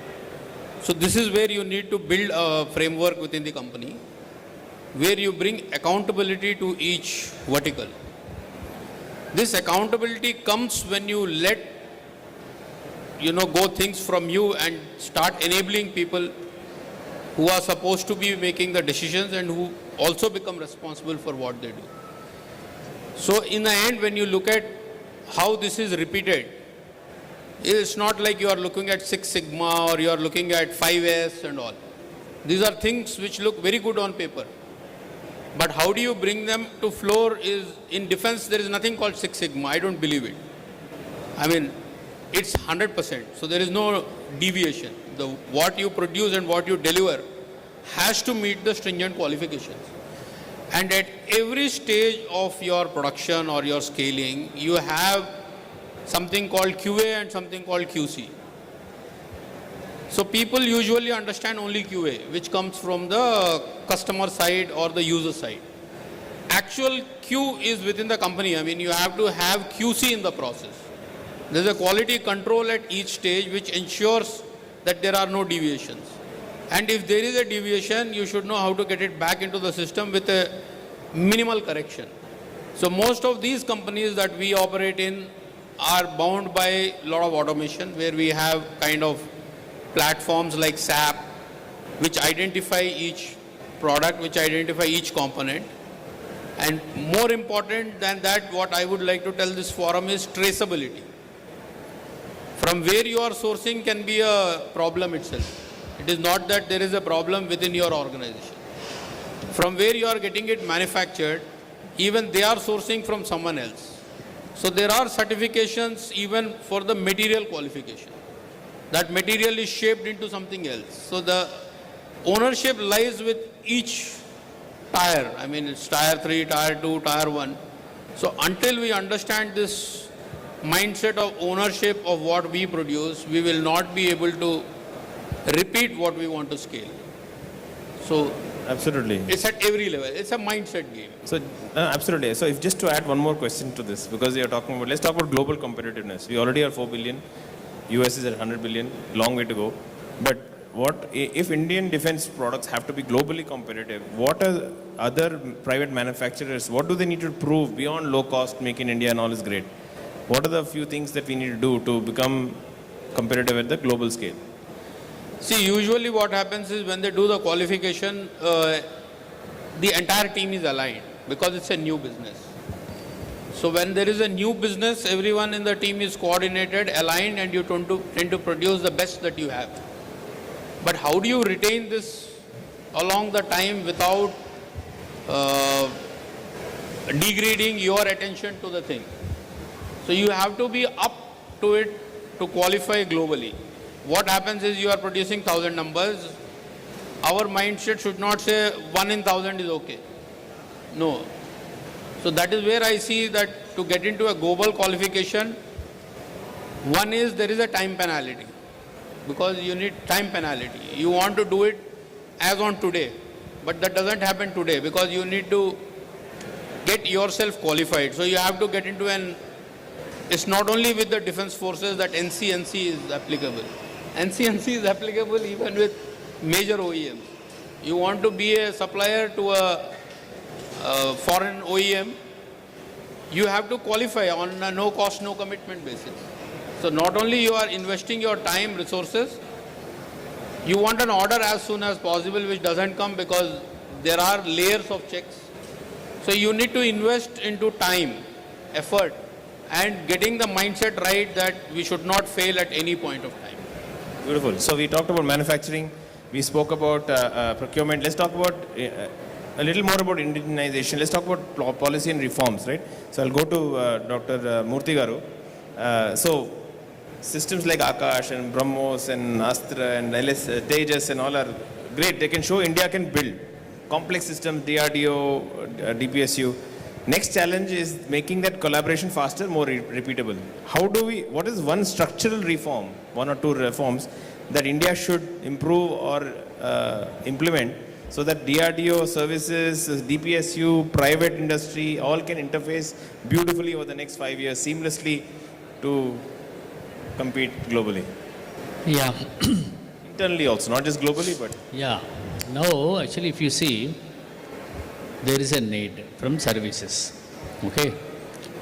And there is expertise in the country, be it industry, public sector or private sector, or in the innovation, maybe from academia, and startups for innovations. So there is everything in the country. But till recent times, what is missing is the interconnecting link, the integration of all these resources. So right from Kashmir to Kanyakumari, there are many resources are there, be it industry-wise or academic institutions or innovation, everything is there. But we have to properly connect them and get the output from them.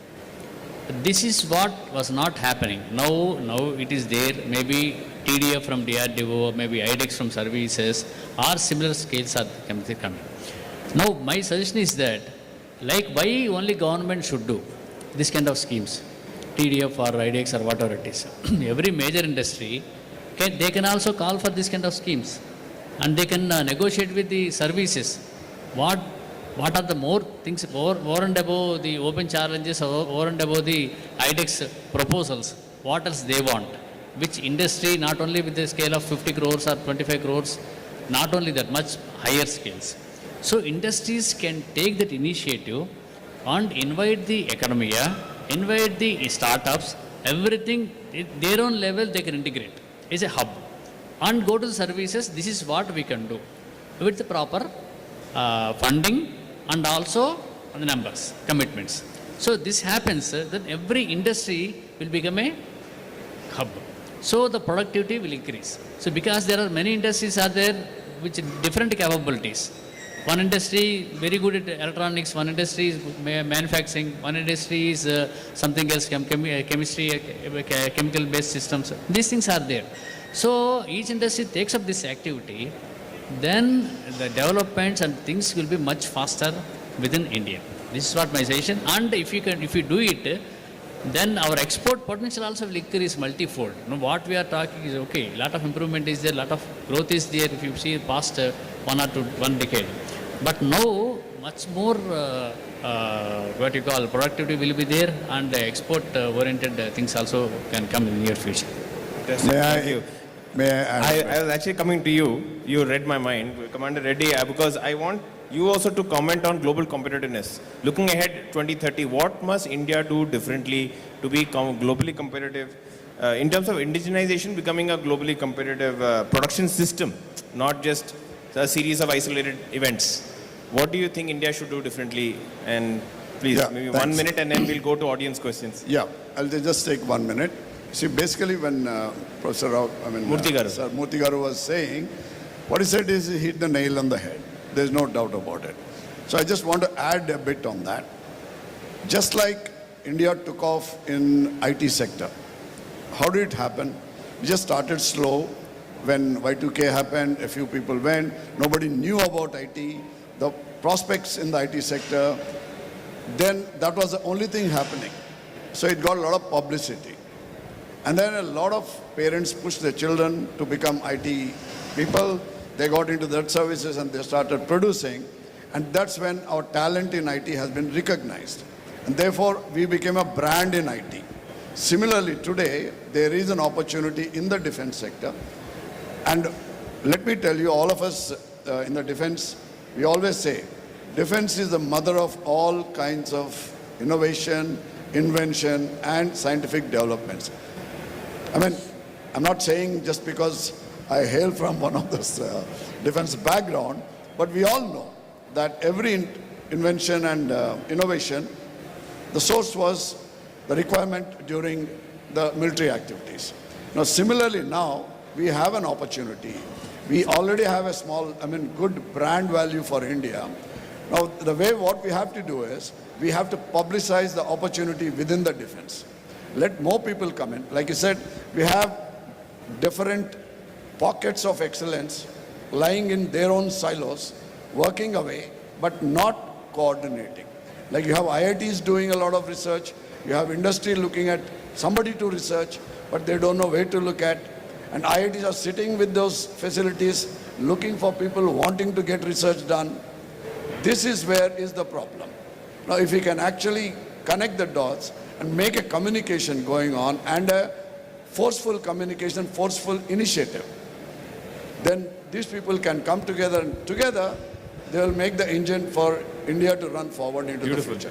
Fantastic. So I'm going to just ask, before we go to audience, just one line answer I want from all of you. Since you're talking about innovations, what is one innovation you think these startup founders should focus on?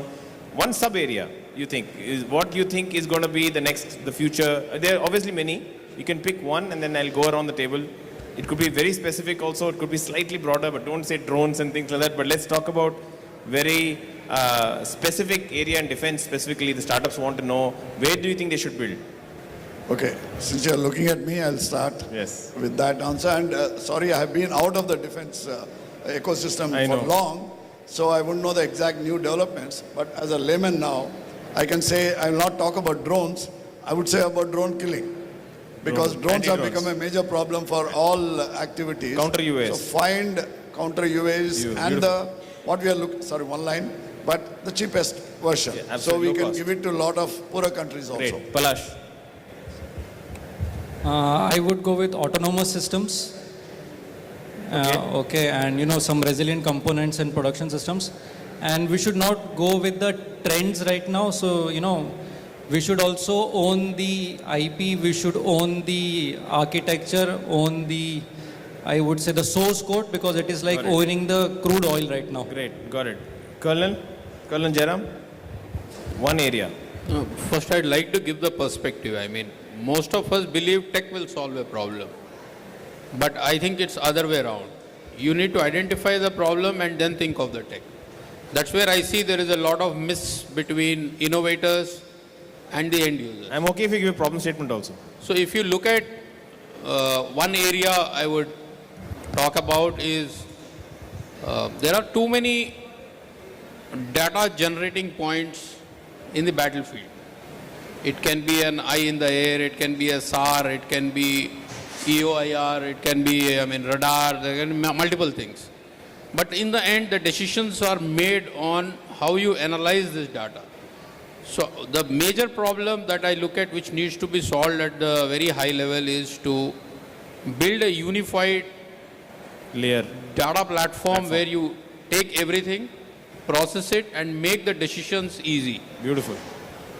Professor Dr. Murthy. UAV engines. UAV engines. Admiral. Optics and data links. Beautiful. This is fantastic. Give them a big round of applause first of all. What a fantastic panel. I think we have learned a lot from them and how we can take India to the next level. I'll open up the question to audience. Maybe one or two questions we have time. That's it. Professor Murthy, Dr. Murthy has to leave also and others also. But we can take one question. Sahaj, you can take the, you have a mic? So welcome please. Jain, I am Colonel Suresh. I am speaking purely on my personal thoughts. While both Colonel Jairam and Admiral have brought out the difference between the requirement of the defense forces vis-a-vis the item which is being provided by the producers. The more perception, as I understand, is between the understanding the correct verb and providing the correct noun to that verb. So I would like to further quantify on that. While we do have identified that there is an issue between identifying the verb and now providing the noun, but it has been quite many decades that this issue still persists.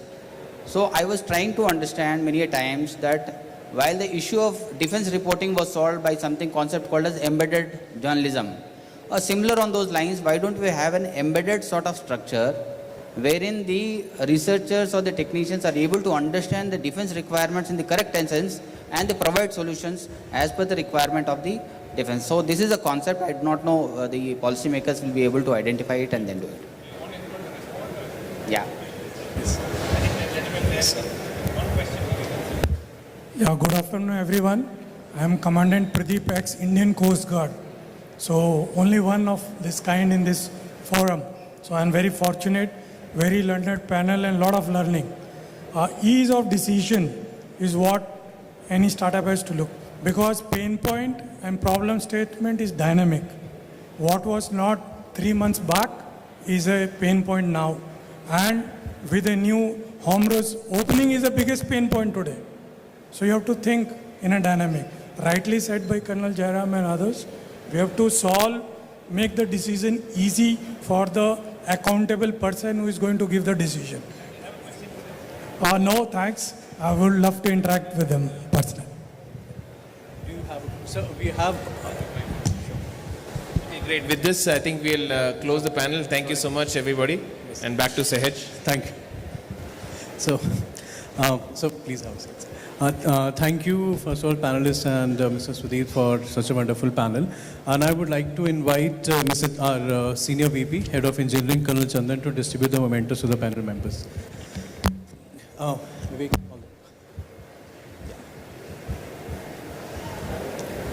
yes. So, Mr. Swadeep, so it's all good. We'll take it one by one. Yeah. Get me all of them. So, Rear Admiral Pinkesh Kavadio. So.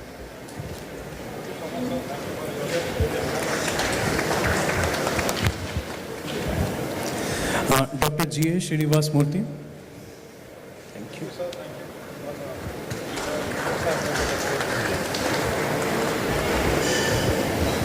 Lieutenant Commander B.M. Ravindranath Reddy.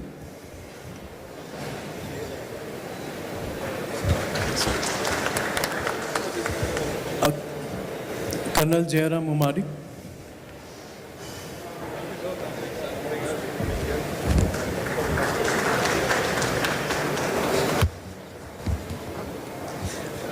And Mr. Palash Patodi.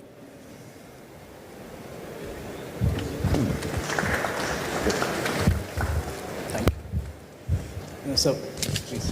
So, one picture, sir. I think it is important to thank the moderator. He's found very good questions for us.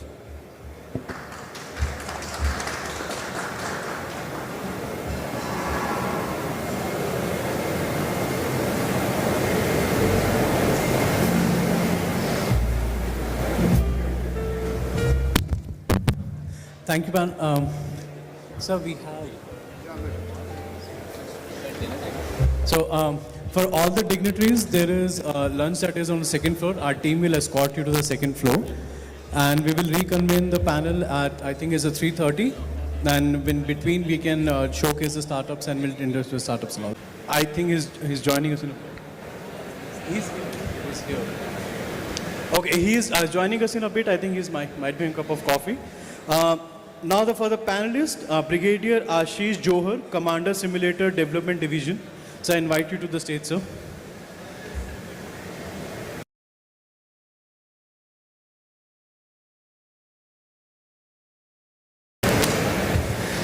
Lieutenant Colonel Ashutosh Jha, Chief Technologies. Mr. Ashar Farhan, Director, T-Works Foundation.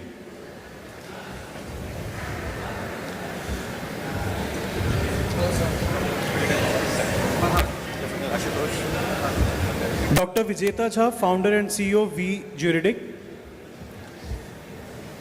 Nice. And Mr. Arvind Prasad, Founder and CEO, Deep Grid 7. Call.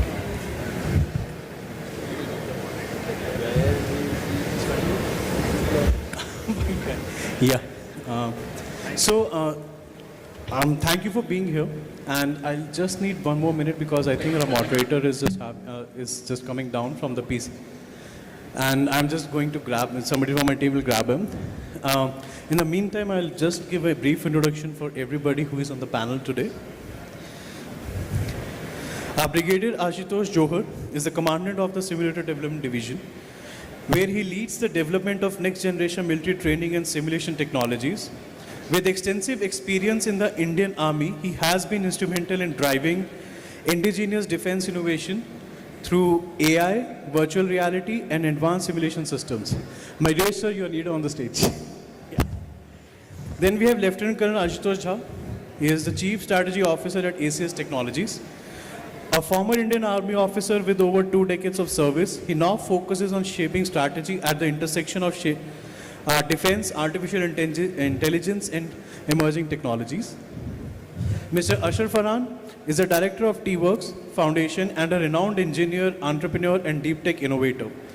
With a background spanning private space technology, open source innovation, and hardware product development, he has played a key role in fostering India's growing deep tech startup ecosystem.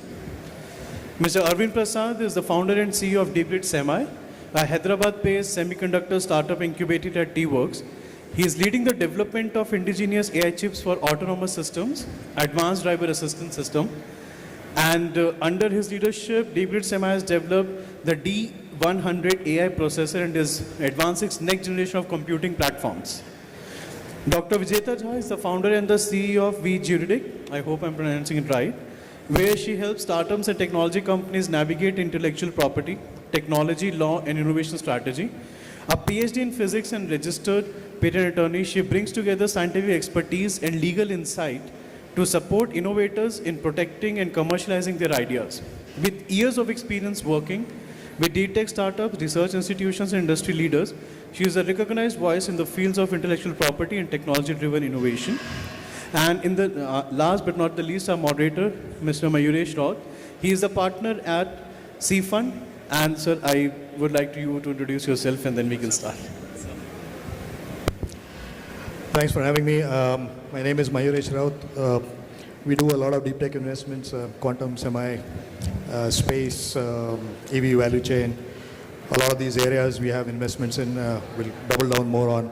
We had a hardcore hardware manufacturing investment all the way back in 2018. I kid you not, there was not another VC investor who was ready to put down money. The irony is that's the only startup that is profitable. It can be taken public on the SME exchange, and that is despite the fact that Anand Mahindra was an investor with us. The Zoho guys saw merit. They put a large check from their balance sheet. And Tony, another founder of Zoho, again, cut a large check in his personal capacity. The reason why I'm narrating this is, if I were to even assume that we'll be having a panel like this, focus on defense, even a year back, I would think, what are you smoking, drinking, whatever. But lo and behold, here we are. There's a bunch of guys here. I think a fantastic panel. We have two folks from the defense.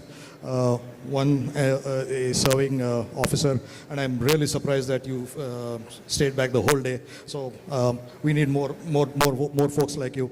There's the other gentleman who's passed over to the bad civilian side of things, and I'm sure he has an interesting story to narrate. There's somebody from T-Hub, and T-Hub guys, T-Works guys, come on, we got to do better, right? I've been here since the morning, and this is the only lady on the panel. This doesn't work. You got to have more of them. Diversity and a different piece of opinion has to be there. Fantastic background, condensed matter, material physics. There are some material science guys like us around here, and I'm sure we can contribute a lot, and your perspectives on how the IP stacks up onto this will be really interesting. And then we have a founder, semiconductor. I mean, I don't envy your life.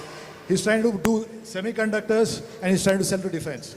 I have a semiconductor portfolio startup, and these guys have been at it for 12 years. So I don't envy your life. Again, my kudos to the T-Works guys. I just had my annual event, and we had everybody from the ANRF CEO to our Moon Man, who's an advisor on our fund, and a bunch of guys, Quantum, and it was an effort to bring them together. And you've pulled off a fantastic act in trying to pull this together. We've been introduced in some shape or form, but I would like you to at least, whichever way, the choice is yours, speak about how are we addressing the trifecta for which this panel is, capital, partnerships and policy. What is it that you bring to the table, and the founders, hopefully we have some at least in the audience, who would know who to kind of get hold of and have conversations. The floor is yours, maybe you can start from there. Good afternoon, everybody. This is Farhan from T-Works, director here. We do not bring anything to the table. We bring the table. That's what T-Works does here. So, you know, the problem with hardware innovation is that it's very expensive to do that, right? Software, I mean, you just open your laptop and keep hacking away at it, but you require, whether you're a startup or you're Tata Advanced Services, you require about 500 crores to be sunk before the first prototype is out. And that's what T-Works is. T-Works already has about 400 crores worth of facility that you see here, another 150 crores is coming up there. 70 startups who are physically hosted here, plus an ecosystem of another 200 startups. So we basically are the hosts for entrepreneurship, for hardware entrepreneurship. We know it's a very difficult thing, but it's an essential thing for India's growth. I mean, India cannot think of surviving on software alone. And our job here is to support entrepreneurship in all its forms, de-risk as much as is possible, connect them as we are doing today with the funders and the founders, and let the conversation and the prototyping happen. Thank you. Good afternoon, everyone. I'm Lieutenant Colonel Ashutosh Jha. So, what I bring to the table, before coming to that, a little bit of background about myself. So, 22 years in the Army, and after that, along with that, I did an MBA in FinTech, and then keep studying on as an independent researcher, I work on AI, specifically the epistemic decay in large language models, basically how the hallucination propagates. And here specifically what I get to the table is a combination of policy, IP decisions, and the hard cash.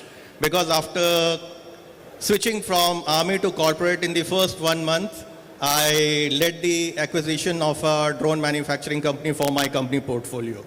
So that involved consideration of the IP, consideration of strategy where we can use it, what is the product market fit, and ultimately putting hard cash on the table. So a combination of things. Thank you for the opportunity. Super. Very good afternoon to all of you. I am Brigadier Ashish Johar. I am the Commandant of the Simulator Development Division, SDD.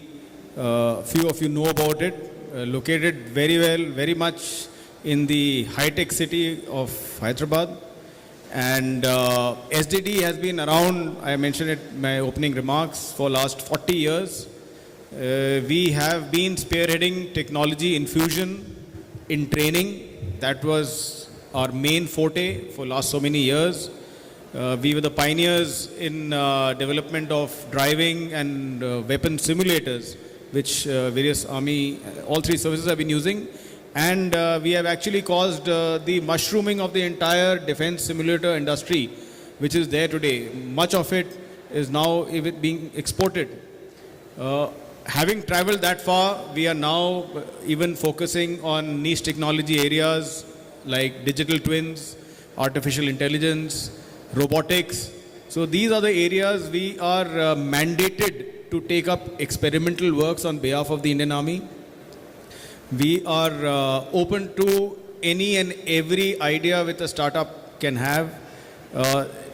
Nearly we have 2 or 3 pitches a week given to us from anywhere in the country. We are open on VC. We are open on visits.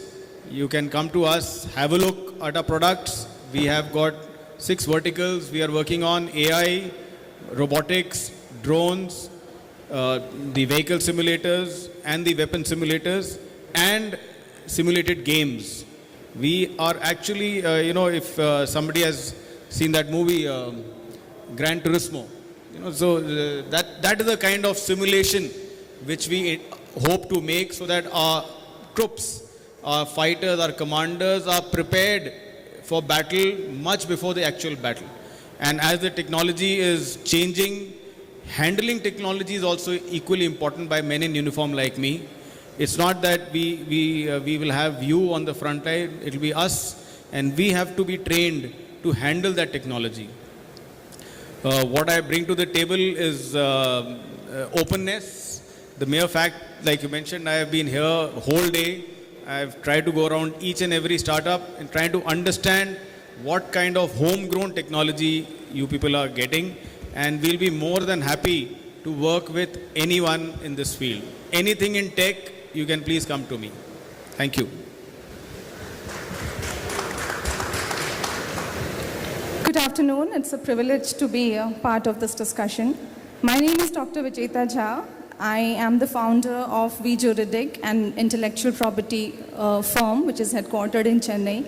I am a theoretical physicist, an author, and a mentor for, especially in the current times, for the budding entrepreneurs.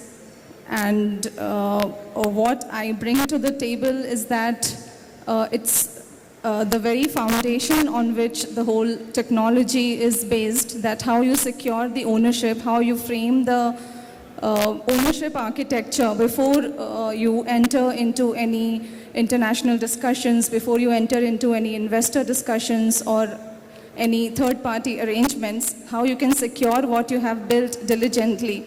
So that is what I bring to the table. The gaps which are there, the mistakes which you can make as a startup, the legal agreements which you need to have it in place when you enter into agreements with a third party, and how do you ensure that the technology you are using, whether somebody else was owning it, who was owning the background IP of the, and how basically how to keep the technology operational across its whole life cycle.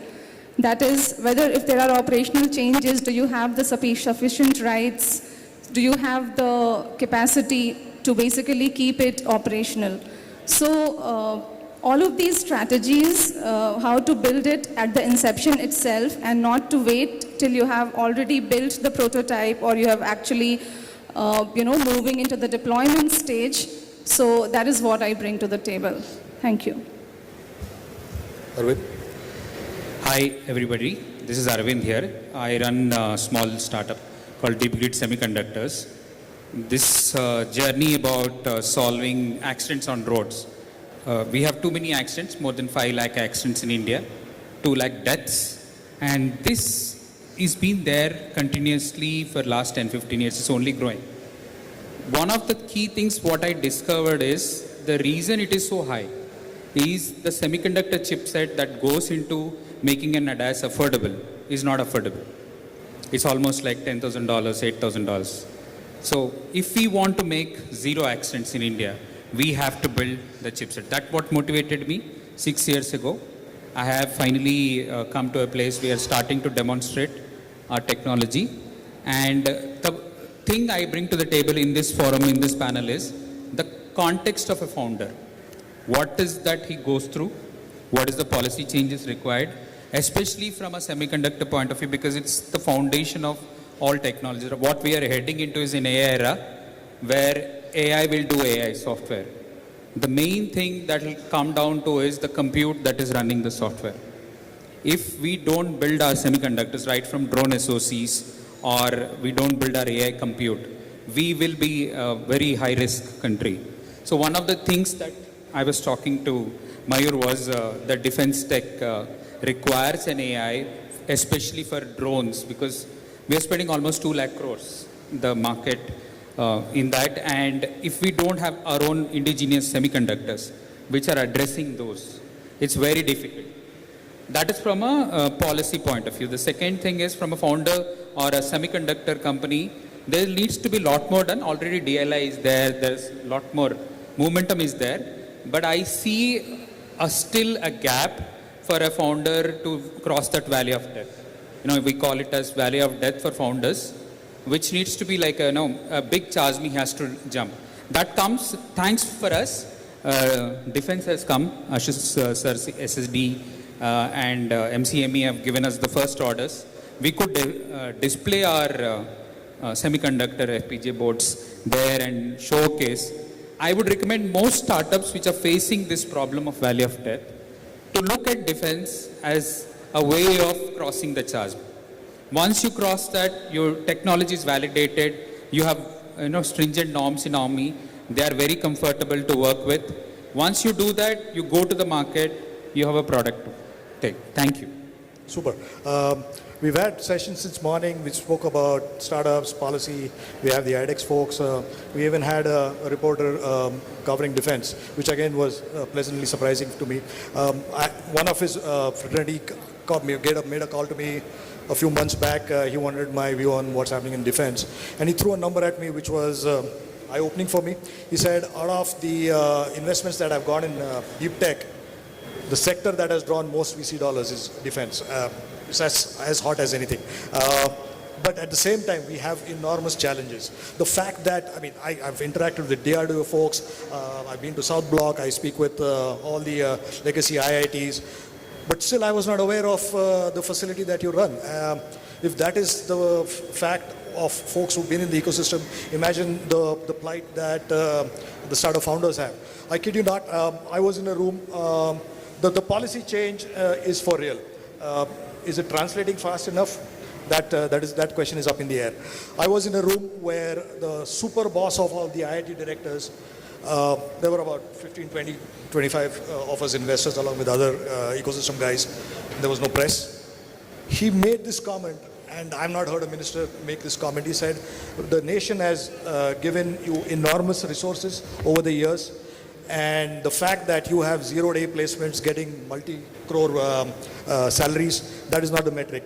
I want to start rating you on how many startup founders came out of you and who are the guys who raised, forget unicorns, but who built out substantial businesses. So that is for real. But what I'd like to hear from you, Brigadier, is how can we address this curse that our ecosystem has?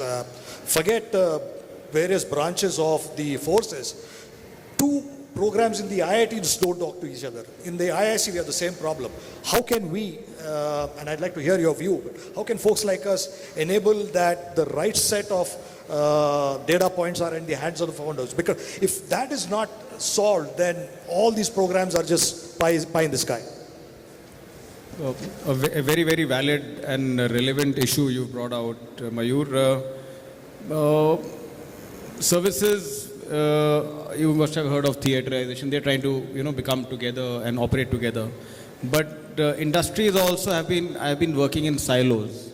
Industry, academia, and various part of the services also. And like you said, I'm sure half of the people in this audience also have not heard about an organization like mine. We are mandated R&D organization, very few. So there are many steps which have been taken, though they are baby steps. But any organizational change, structural changes, first baby steps. Like for example, all the defense officers are now doing their masters in technology from various IITs and IIS. They are being mentored from day one, from the day they join. They are mentored by the professors and also monitored by the services. So they are kind of a bridge. We have also started posting officers on permanent staff in the IITs, few IITs, not all, so that the incubated startups in these IITs and IIS, they have somebody to talk to. We have organizations like mine, there are a few more like mine in the Indian Army and same in the Navy and Air Force, which are generally based on startups. We are reaching out to startups in forms of interactions like this. This is a golden opportunity for me.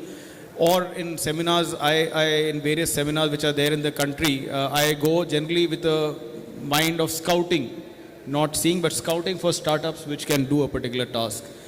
So I would say I would not call it a curse in the sense, the organizational changes take time. Of course, technology is much faster, but whenever we deal with government orders, the pace is generally slower because what maybe the army looks as it a product which is a robust product, which many of the speakers covered earlier. It should last. It should not, we don't know where the next war is happening. So it should last till the starting of the next war. It may happen tomorrow or 5 years or 10 years hence, but it should not peter out in just 1 or 2 years. So the robust product comes with time. But all these steps which are being taken for getting the ecosystem working to one direction or some direction, I think will take shape. We have to give it some more time. That's what my take is. Fantastic. Lieutenant Colonel, I'd like to hear your view. You come from one of my hometowns, DIIT, NDA, all of those. I believe you've spent some time doing some coursework there. What is your view? How are you seeing things on the other side of the fence? Pardon, the last part I could not get. How are you seeing things on the other side of the fence? How can folks like you enable us to start reaching into these siloed ecosystems that exist? Yeah, so let's start with the first stage where I think a lot of startups actually need support is that the approach that is taken is I have a product and I want to sell it. Rather than that, if you look at the countries which have got good defense innovation history, like for example take Israel or, Israel is a very apt example. So what they have is the defense forces, because perforce all of them because of conscription have a defense experience, and plus they have active participation of the end user, right from the point where the product is being conceptualized. Here what I find is that, especially the startups and all, like we have a product and now we have to sell it. So that is one aspect. Second aspect now, of course, that is from a military perspective, that is the challenge. And coming to the civil perspective now that I'm on the other side, so one big difference between functioning in the defense forces and functioning in corporate is the aspect of finance. In defense forces, once a project is approved, it is approved. Here, what happens is that whether you have, you may have a project approved, but then your CFO is looking at the quarterly numbers. People are looking at, okay, how much return, what time frame return. In fact, I was speaking to one of the potential investors for my company, and we were talking about discussion. He was to invest some X amount of money, and his question was, okay, with this money you plan to do these things. So when do we expect the return and how much? I gave him that this percentage, after 18 months you can start. And the response was, in pure Hindi, isse acha main byaj pe de do. We don't have that production mindset, producer's mindset. It's more of a financer mindset. So that's the difference. Farhan and Arvind, I'll come to you, but please allow me to go to the lady first. IP, that is the several $million question that founders spend a lot of sleepless nights over. There are mandates from the government organizations as to they need IP to be shared, and we had this discussion where the gentleman from IDEX made a point of view, and you and I concurred that that's not the case. But how do you help founders structure their thought process around IP? What is a must-have? What is the give and take there? How do you advise founders when they come to you for advice on these areas? The defense innovation ecosystem, I feel, is no longer at a place where we needed to prove that we are capable of innovation. The scale itself tells the story. We are no longer dealing with isolated innovation projects, but we are dealing with, we are building a serious national defense industrial ecosystem. But this is also the stage where we need to be intellectually honest, because innovation is not the same as a strategic capability, where I was coming from. A successful demonstration or a deployment is not the same as a technology which can be independently qualified, manufactured to scale, repaired at fields, upgraded securely, sustained along its entire life cycle, and even exported responsibly. So the question we need to ask here is that who controls the technology along its entire life cycle? So intellectual capital is the whole set of assets which allows a technology to be independently controlled and sustained. It includes patents and industrial designs, as everyone must be knowing, but it also includes the source code, the manufacturing know-how, the architecture diagrams, the vendor know-how, the integration expertise, the cybersecurity documentation, trade secrets, and most importantly, the rights and capability to modify and upgrade the system. Brigadier, you want to chime in because we discussed this off the cuff. Yeah, that's very rightly pointed out. So, it may be easy to join technology and make a product, and which of course will do the task.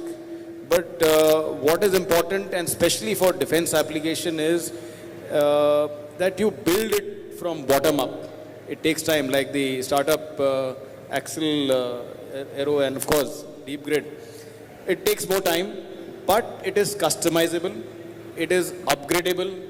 Tomorrow, if some higher end technology changes and the strategy changes, so you can also change that product, change that weapon system, or change that technology accordingly. If you don't have the source code, you are dependent on the third party.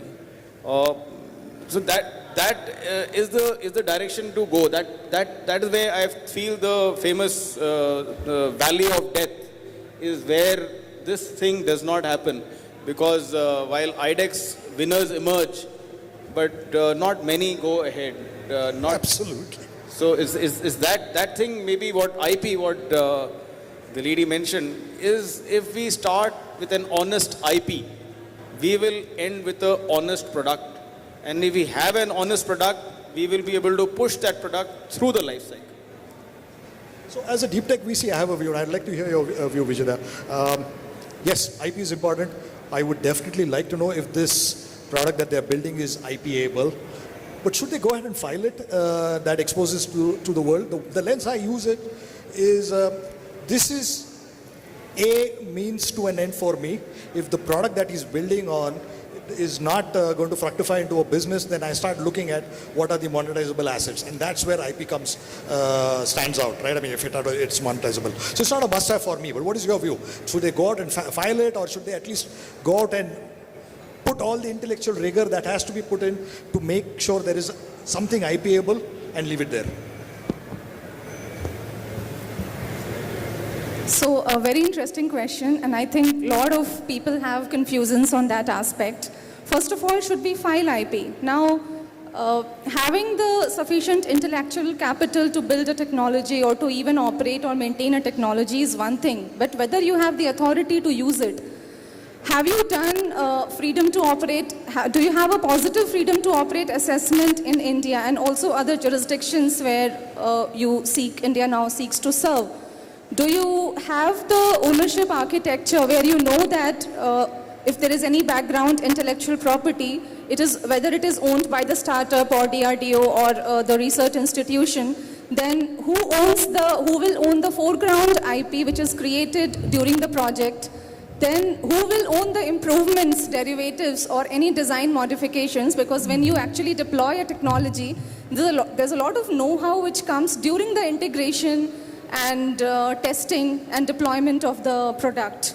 And then, again, coming to the end user, that what rights does the user have regarding the maintenance and operation of the technology or any emergency use?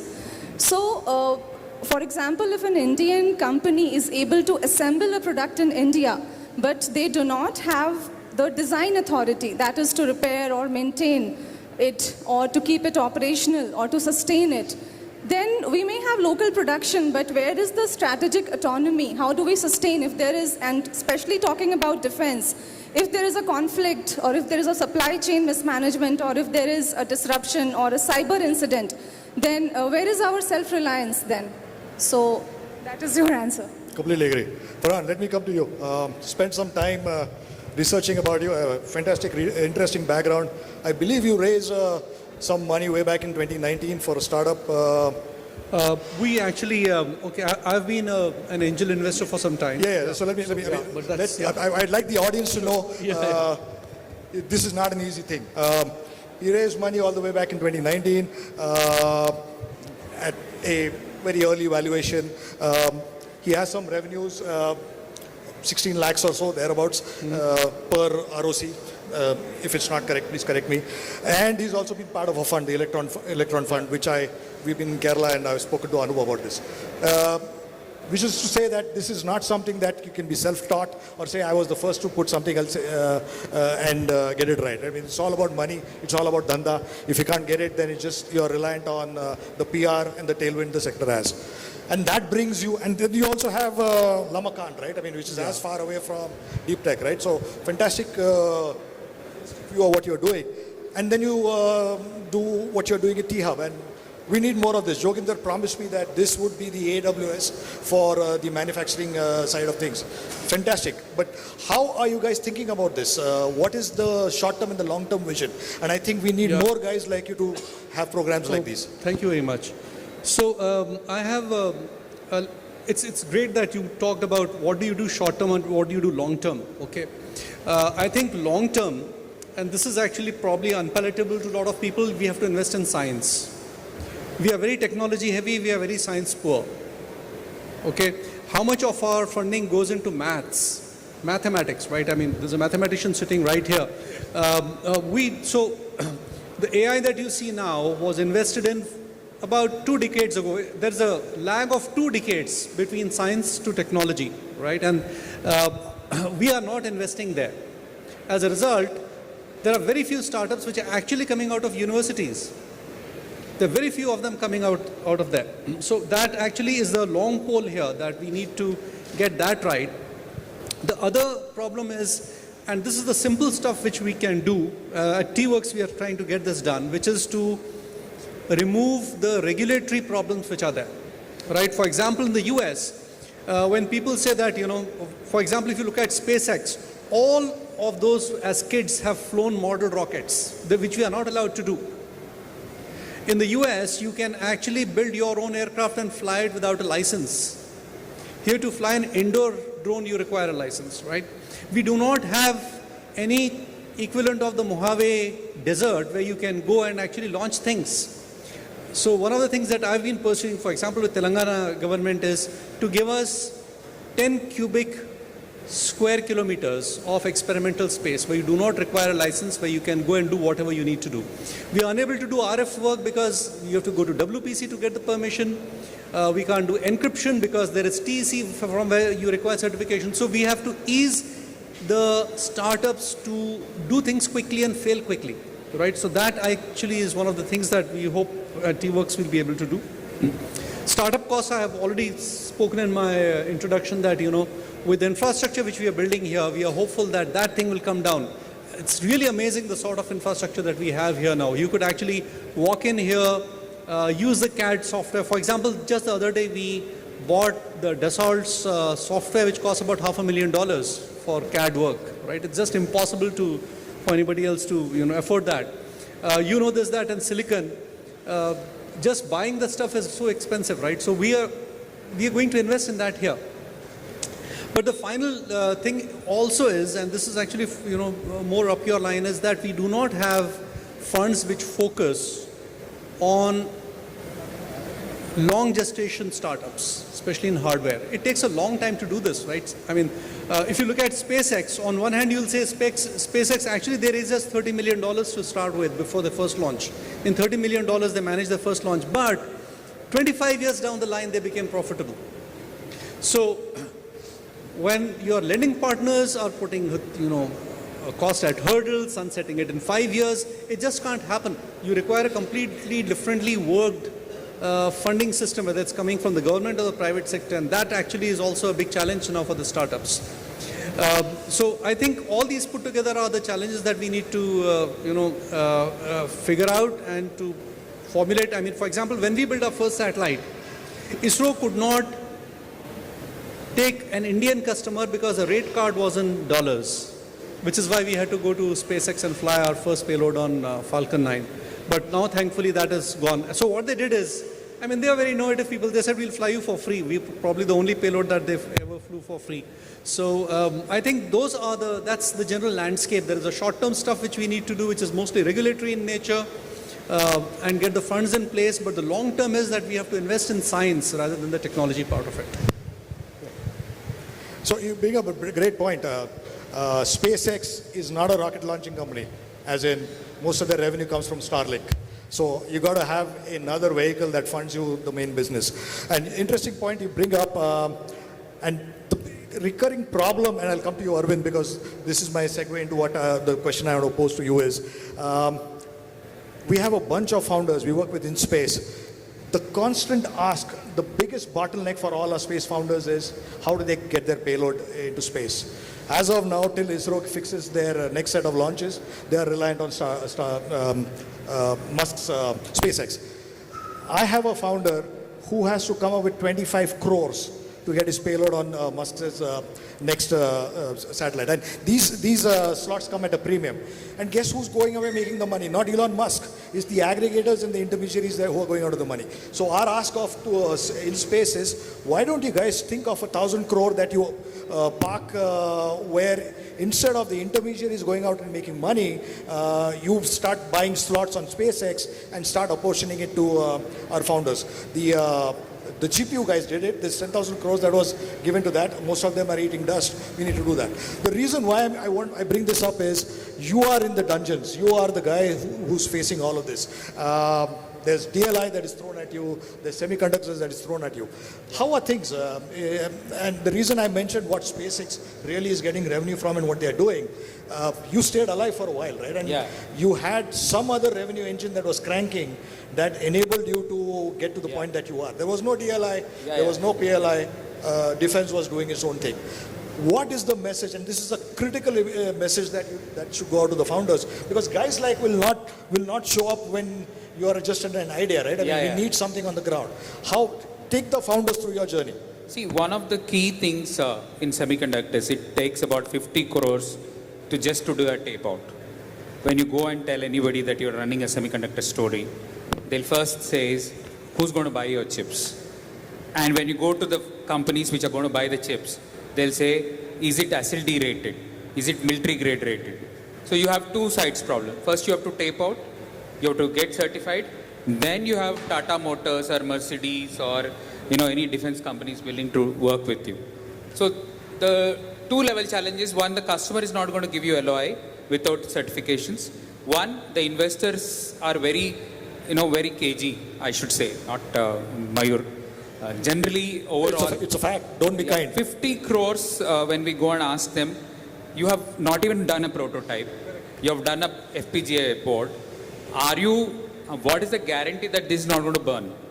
This is the biggest challenge I have faced for 6 years, and I continue to face. It's not that easy. The best thing that happened is there is RDI funds, the NRF funds. The government is trying to push through policies. So we applied through professors, IIT professors, we applied through RDI, and the biggest benefit I have seen is from defense. Defense is willing to try out on FPGA boards. Defense is going to give you that first contracts, that LOIs that you need to convince So we have successfully crossed two, Aditi, four. We have participated in 4. And we have crossed the second round of discussion. The third is there. If we cross that, that's the first metrics for investors. Oh, this guy is good. He has crossed this line. But from a semiconductor point of view, look at, that's an application point of view. From a semiconductor point of view, it's very, very tough. You have to prove the chip and the application to start off. That's not the case in US. What happens in Europe? I'll give you an example. A similar company like us, called Accelera, started 6 years ago. Today, they get a grant of $230 million from Eurochips. And they are 5 years ahead. Unless we plan grants for startups which are trying, at least the tape-out grant. I'm not talking the IP and all. IP, yes, we have 21 patents. we have applied. That is the only USP for a semiconductor. That's one way you mitigate the risk. But the biggest thing that has come out with AI is recently 55 nanometers PDKs have come open source, and I recommend the government to open source the 180 nanometer semiconductor we have, right, SCL, to open source the PDKs. If that happens, at least in 130 I could tape out because the PDK is open source. I can try out, I can test. Similarly, if the new fabs, they are willing to work with startups, they open source their PDK, that cut down the cost of IP development. But that's still we are 5-6 years away. I mean, I still require a 50 crore to start off. So I should say for startups, beware, you have to have some alternate revenue. In my case, it was defense. Not everybody gets a defense contract. But if you are starting in this journey, start with 130 nanometers. One example I'll give in 130 nanometers. When I taped out in 130 nanometers, our cost of tape out is only 25 lakhs. It's not 50 crores. So you try out in 130 nanometers what you can make as a semiconductor company. You can make a smart meter chip. You can make a BLDC controller chip. At least 14 to 18% of India import, which is about $4 to $5 billion, is in 130 nanometers. So this is where I would say you mitigate the risk, you start in this direction, and then get to the next node, 28 nanometer, then 16, then 5, then 2. Sure. I've been told we might be eating into the minister's time, so I'd like to get in 2 questions before this, and obviously have some audience questions. We all know what SCOMET is, right? SCOMET, SCOMET. This is India's policy on export controls for dual-use technologies. I was surprised. There's a startup that I'm looking at. They're working on a technology as cutting edge as it gets. Most sovereign nations will kill or give an arm and a leg for it. When we started going down into what is the market for this and what are the revenues come in, and this is a guy who's from the DRDO, so it's not that he doesn't understand this and he doesn't understand the implications of this. His one quick answer to me was, yes, India will come along whatever trajectory it does, but I will start selling it to our friendly nations. And I said, no chance in hell. So, what is the advice you would give about SCOMET? This is a critical piece that founders still miss, and they still come out and say that, yes, India is a great market, but I can start selling it to our neighboring regions, which is a great strategy, but that you can't bet the baby and the bathwater on that. I would like to hear all your views on that. By the way, I just have to mention this, that the space policy is still not out, but the draft says that any space policy any space technology that you develop is automatically usable by ISRO. I mean, I'm just framing this. I'll speak to back to the question, please. Yeah, so this on the policy related aspect, especially this COMET that you mentioned. So it poses its own challenges.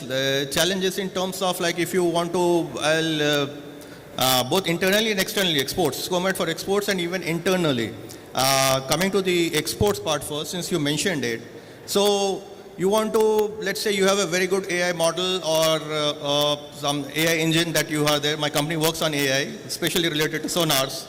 So one of the few companies which actually works on AI related to sonars. So we are one of them. And suppose tomorrow if I get a market or something, a willing customer or something, I cannot just export it because of the regulatory issues.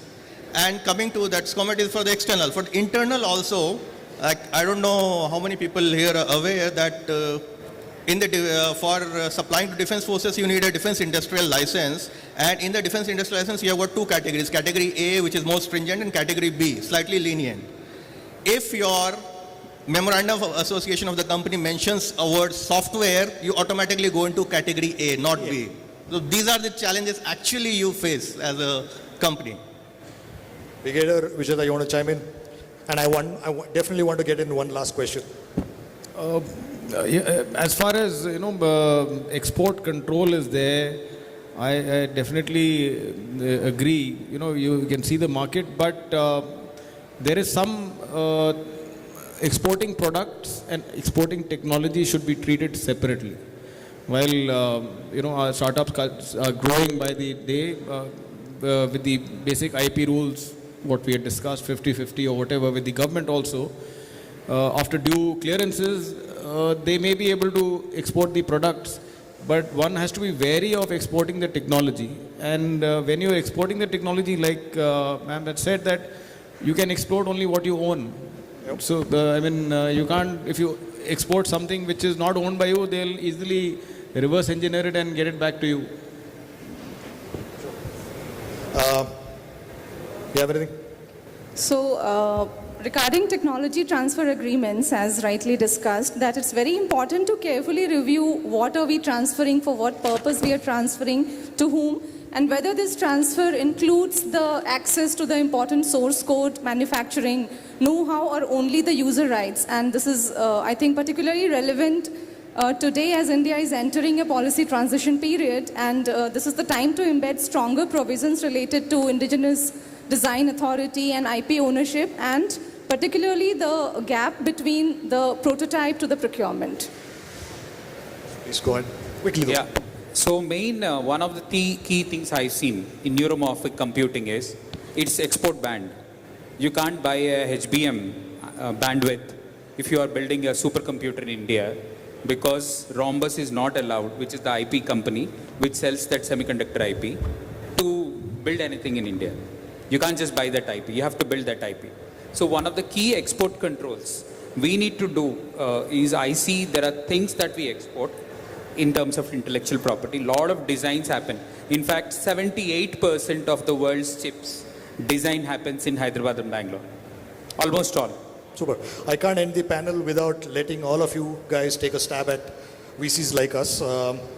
Deep tech is hot. Even a guy who's making diapers is claiming to be a deep tech fund. What are we? Are we doing anything good? What can we do better? Each one of you, please, and we'll wrap up with that. I'll start. So one of the key things I look at is, when you look at semiconductors, look at it as a 7 to 15 year game. It's a really patient capital that is required. One of the key takeaways I would tell every VC is, look at semiconductors, but look 15 years, 7 years. Don't have this 5 years or 7 years window. That's one point. So I would reiterate that we should not look IP mere as a filing exercise. At the inception itself, have the whole IP ownership matrix ready. Look into what rights you are giving off if you're entering into any investor discussions, whether you are giving the access to your core technology platform, or whether you are giving someone access to critical technology decisions, whether you have the rights, the authority to upgrade the system, maintain the system, or improve the system. And you need to see the gaps which are there in the framework, like where basically keeping the, differentiating the foreground IP from the background IP, and in between the complete life cycle. So my wish list for the VCs would be, I spoke about in the morning, is the triad which is often spoken about, the defense, academia and the industry. I personally feel the academia has been or is being neglected a lot.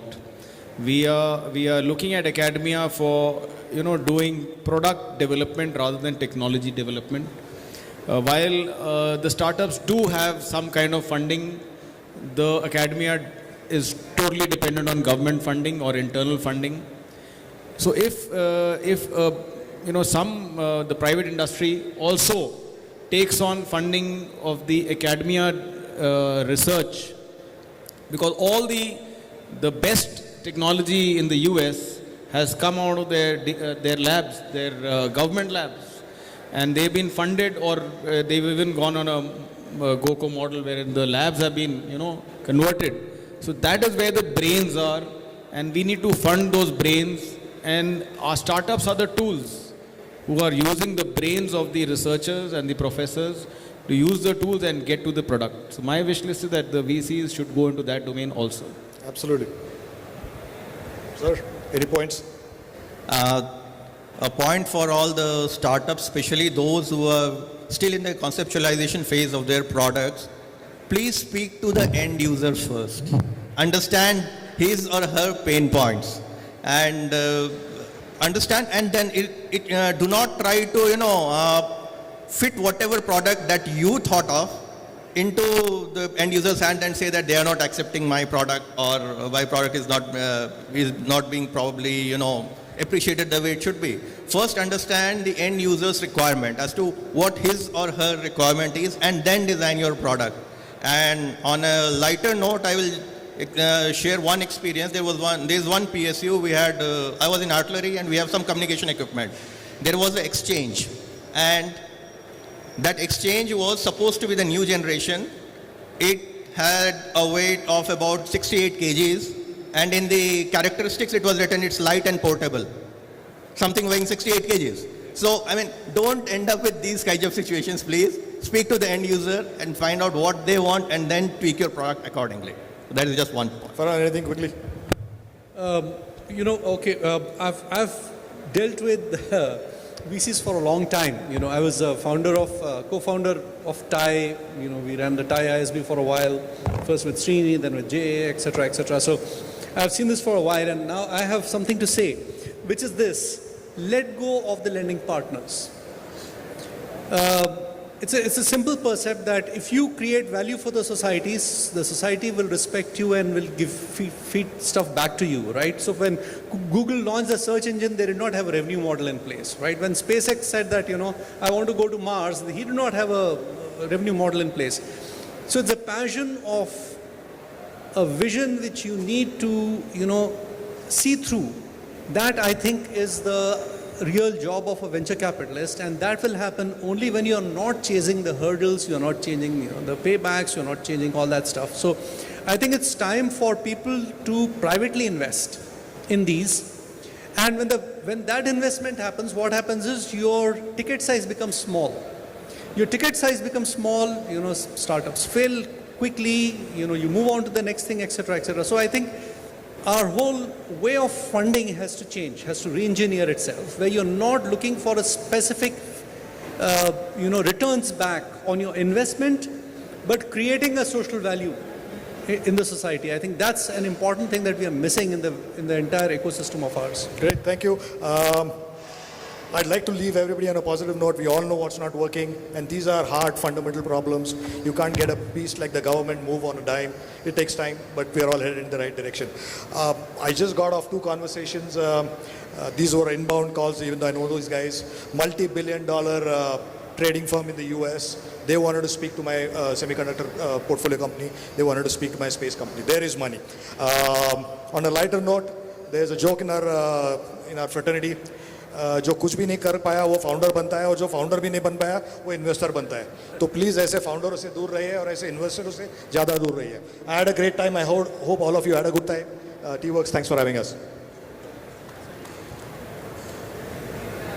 Thank you, the esteemed panelists. And now I would like to invite our Senior VP of T-Works, Lieutenant Colonel Praveen Kumar, to give the handout the mementos to you all and take a photo as well. Yeah, please.